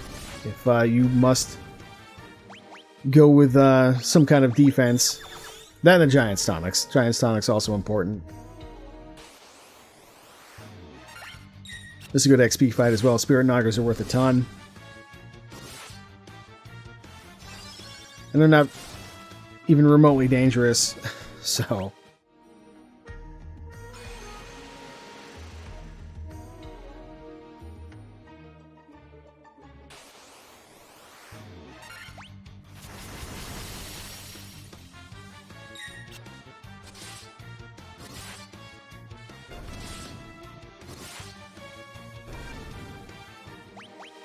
Yeah, it seems like I'm actually taking most every fight I come across. Just trying to get those last couple levels. This is something I learned by watching someone else. If you go diagonally through here, you can save yourself a lot of trouble. Or a lot of steps, basically. And it's easy enough to do without getting lost or anything. It's just, you gotta go 2 up and 2 left, or 2 up and 2 right, or 2 down and 2 left, or 2 down and 2 right, but you want to go up no matter what, because that's the side of the teleporter beacon that they put you on. And then here, probably worth your time to heal up, just in case you do find a war mech. Whether or not you want to fight war mech if you find him, I guess is up to individual taste, and whether or not you're confident you can beat him. I mean, worst case, you just end up getting bounced back to the beginning of the Bridge of Destiny here, so I don't know, maybe it's worth a try if you find him, but yeah, I don't know. I don't know if I would have fought him if I did find him in this. Unless he's unrunnable. I actually don't remember.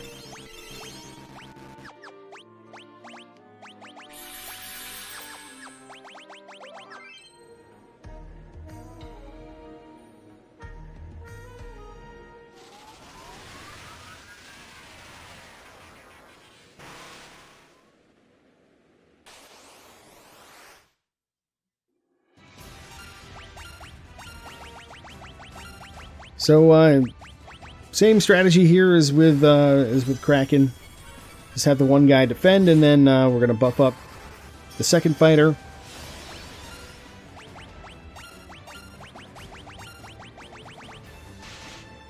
And the defending is actually working out pretty well, because she's meleeed the top fighter twice, which usually doesn't happen.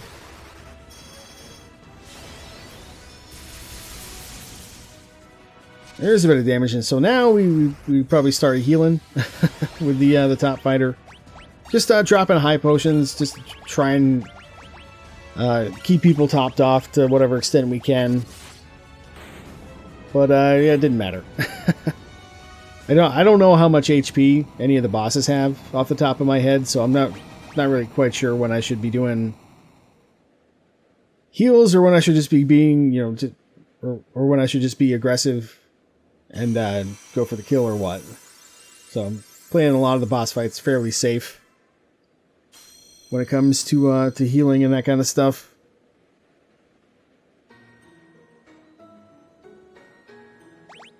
But there we go.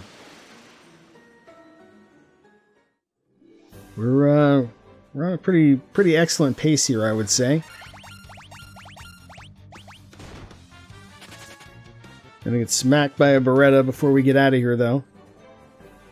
Not that big a deal. We've got the resources to handle that. And yeah, since we have one cottage left, we can just go straight to the Temple of Fiends. Just gotta resurrect our one fighter there. Get the Phoenix down. And we'll be good to go. Feels pretty good to get a sub 2 hour Temple of Fiends revisited. Or at least to walk into it in sub 2 hours.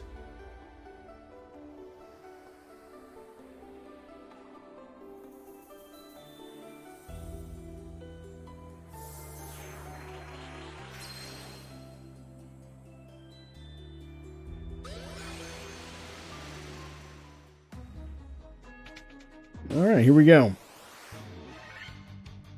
So at this point, we're in Temple of Fiends. It's time to stop fighting and to just run from everything. For the most part. There's some easy fights that maybe you want to take. Because maybe it gets you like those last bits of experience for a couple characters. But for the most part, it's probably time to just run from everything. Especially annoying guys like this who cast a bunch of bullshit at you. Even though it doesn't hurt as much now. Like getting Farragut in Ice Cave is a lot worse than now.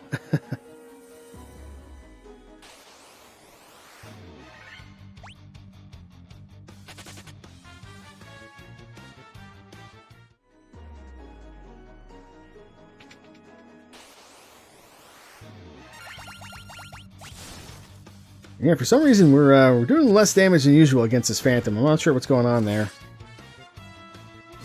But he's not that tough, so enough to beat the shit out of that red mage though before he goes down.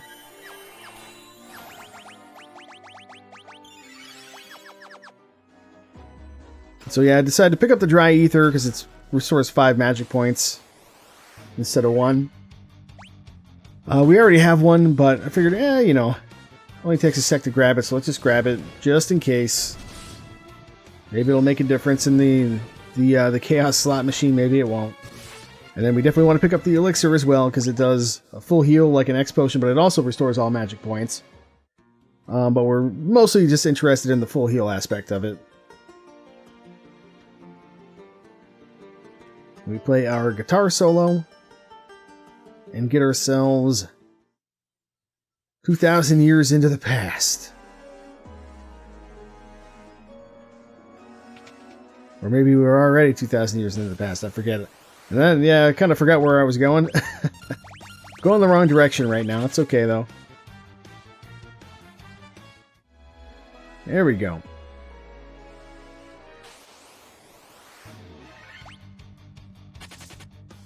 Yeah, like I had said way earlier, it feels like I'm getting a lot more preemptive strikes in this run than is typical.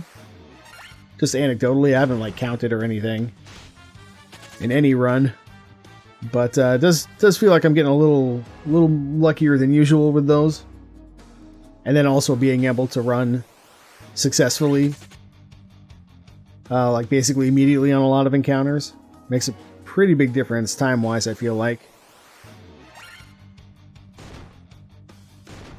Not so lucky on this one, though.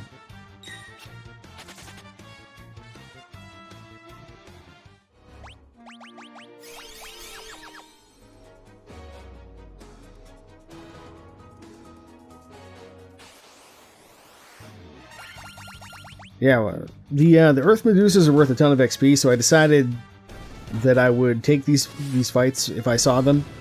At least the smaller packs, because we can just melee them down really fast. And that'll give us the XP we need to get, like I had said before, those last levels on folks. Just for a little extra oomph in the final encounters here. Could have maybe just Farragut here, because I think that the Earth Medusas are weak to fire. If I'm remembering correctly.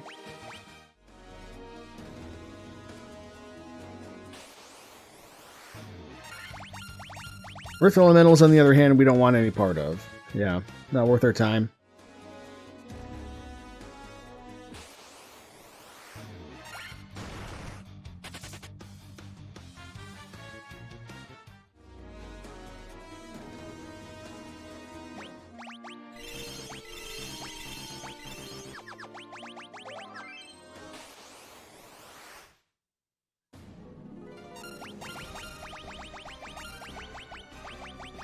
So yeah, Lich, I can't remember if I have the top fighter do any fighting or not against this guy. We got lucky not to get warped there. Yeah, I guess I did, because Lich has low enough defense that I figured, we'll just go for it. And let him do a little bit of chip damage while we buff up the other guy. I'm not going to waste any time hasting him, though. And then he gets paralyzed, so it's fine.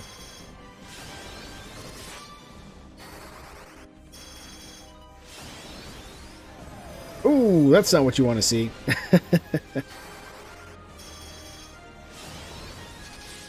Luckily, I actually got really excellent, I feel like, HP on that one red mage there with 347. Typically, I feel like, yeah, closer to like 280 or something is where I end up. Or, you know, worse, like 253, like the one guy there, so... yeah, that was certainly fortunate. And then, basically, after every fiend, I like to just fully refresh all my magic points with some ethers and get everybody healed back up to full.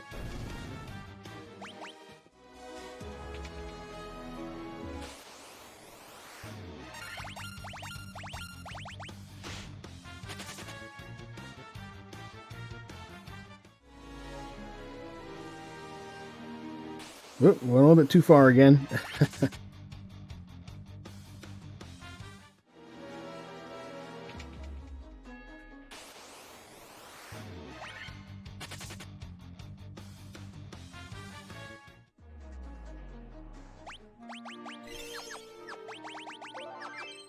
I don't think using a potion for 2 HP is really worth it, time-wise, so maybe don't do that.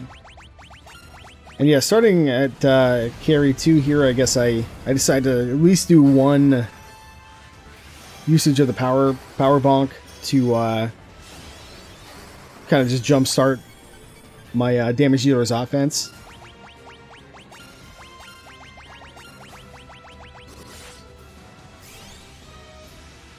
And yeah, just using the other fighter to use some high pots, just to try to keep people topped off a little bit as best we can here. Like, yeah, Faraga's totally fine, although this comp is definitely fairly weak to AoE spam, since we don't have a white mage to cast Hilaga, which would basically trivialize a lot of this incoming damage. Ooh, that hurt. But, yeah, I guess, you know, that's just the trade-off of having 4 characters who can melee their way through the game.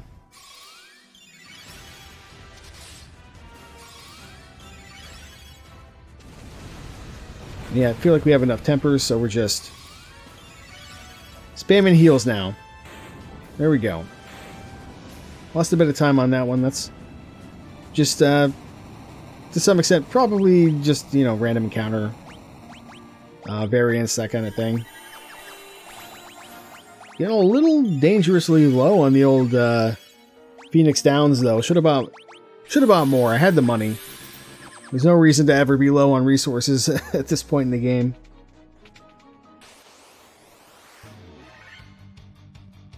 Some of these fights here on Waterfall are kind of tempting, but again, we're in the end game. It's time to kill fiends and not worry about the riffraff quite so much. Like, even this encounter, huge XP. Probably like, well, God, it must be over 10,000.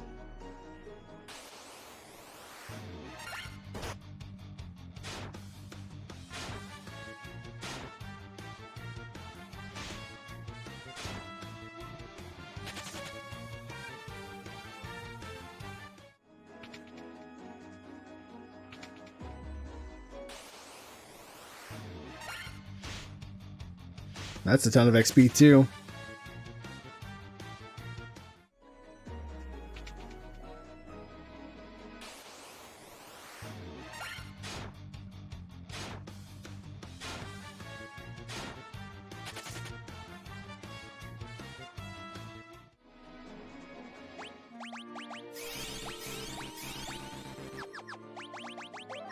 So with this version of Kraken, mostly the same strats as before. Except now he has Thundara or something like that. Where I think Kraken 1 maybe doesn't.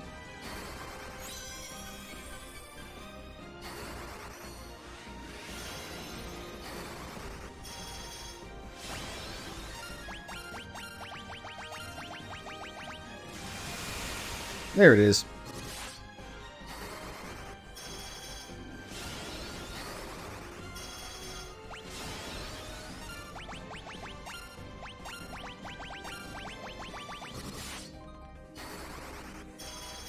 Yeah, with stacking tempers, he's not long for this world, especially if he keeps just doing ink. we don't really care about ink.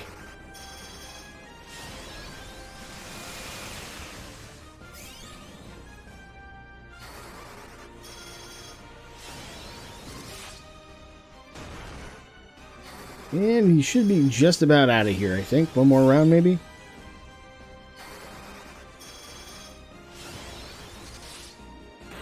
There it is.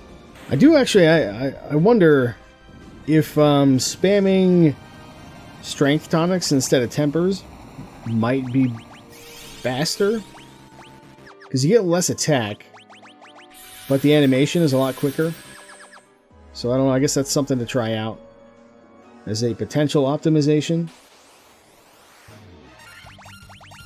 Yeah, at this point, definitely we're going to go get Mazmune. Because maybe you can get through Chaos with a Sun Sword, but I haven't tried it yet. And with the potential that I was seeing in this pace, I decided I would not rock the boat too much and just go grab the sword. This is another one of those areas where teleport could potentially save you some time. These Mind Flayers are being extremely unkind to me this run.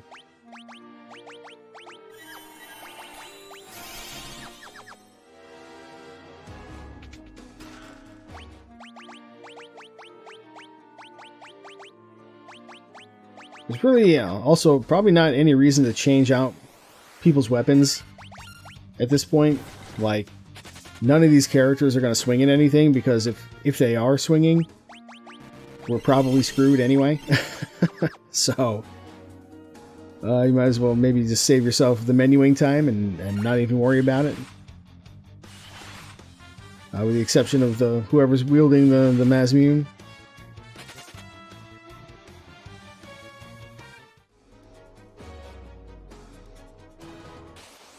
I think this is also the first time I've cleanly found my way back instead of going the wrong way.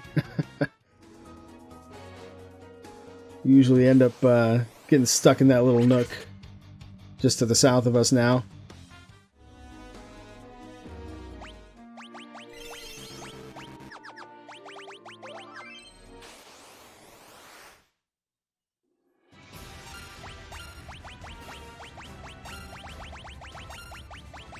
And yeah, same strategy here that we've been using for the other fiends since Carry 2. I guess Merilith 2, Mary 2, whatever you want to call her.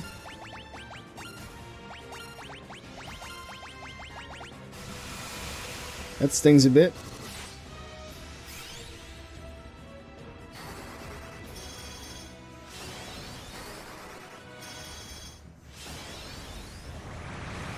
That also stings a bit.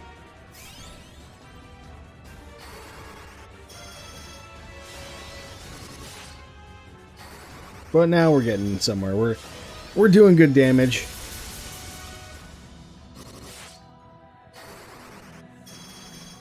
After this, I think I switch over to Kuraga's because we're actually dangerously low right now.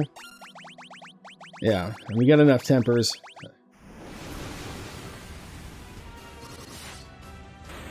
And there we go. Alright. Didn't have too much to worry about, although if she would have meleeed him, he might have died, and then we would have been screwed. But I had to reload that one. And yeah, down to one Phoenix down. Definitely no reason for that, so that's something I'll, like I said before, I'll take care of next time, I think, is just make sure I have like 20 or 30 of them. Because money is no object at that point when you do your final resupply, at least in this route. That's not what I want to see, though. A flare? Right before I get the chaos? No, thank you. Almost had to reload that if we would have gotten double flared.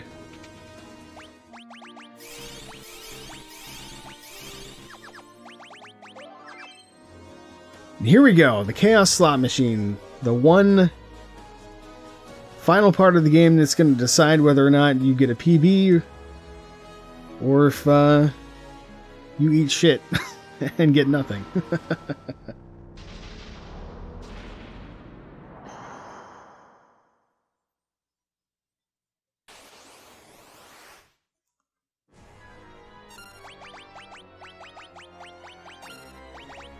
So yeah, I'm starting off with Giant's Tonics, Haste, Saber, and a Speed Drink. 2 Speed Drinks will get him to his, I think his attack cap. I think Fighters cap out at 16 with Haste. And that one fighter took a big hit, but that's kind of his job right now. So we're going to focus on doing some healing here and just kind of slowly build up our stacks. Not too slowly, because otherwise we're never going to get through the fight. But now, after 2 sabers, we gotta start swinging. We can't sit and wait around forever here. And so Chaos is meleeing. Decided to use my last Phoenix down to bring that one knight up just as a meat shield. If he dies to AoE, so be it, I guess. But if he can take a hit, that would be useful. And yeah, at this point I'm thinking like, okay, maybe we gotta think about protect drinks and that kind of thing. But not just yet. Keep healing. Didn't get that speed drink off. That's okay though, because we're doing good damage now. This is actually like the best RNG I've ever had on any Chaos ever. So there's our speed drink.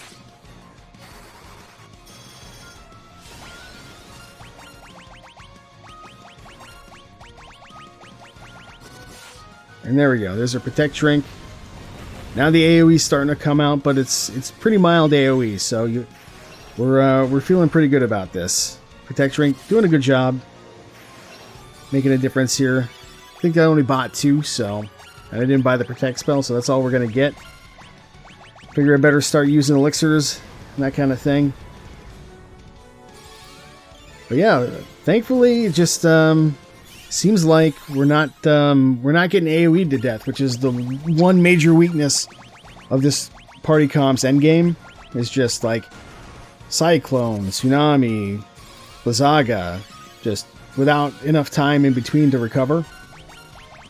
So this the way this RNG has gone has just been fantastic, and I'll probably never see another run like it. And there it is. 218.05. So that's my best run at the time of recording. Probably the best run I'm gonna get for quite a while, if I'm being honest with myself. There it is. 218.05. So close to 217. Just a little slow in some areas. Definitely some room for improvement, but I am extremely happy with that. Oh man. Good times. Yeah, I decided to turn my mic back on just for a little post commentary there at the, I guess, live commentary at the end of the run. But anyway, yeah, so that's the run. Definitely a lot of room for improvement. And if you're feeling risky, you know, maybe I've pointed out some ideas of things you can do to adjust and maybe save some time here and there. But that's it. It's quite late for me, so I'm gonna call this video to a close. And yeah, I don't know.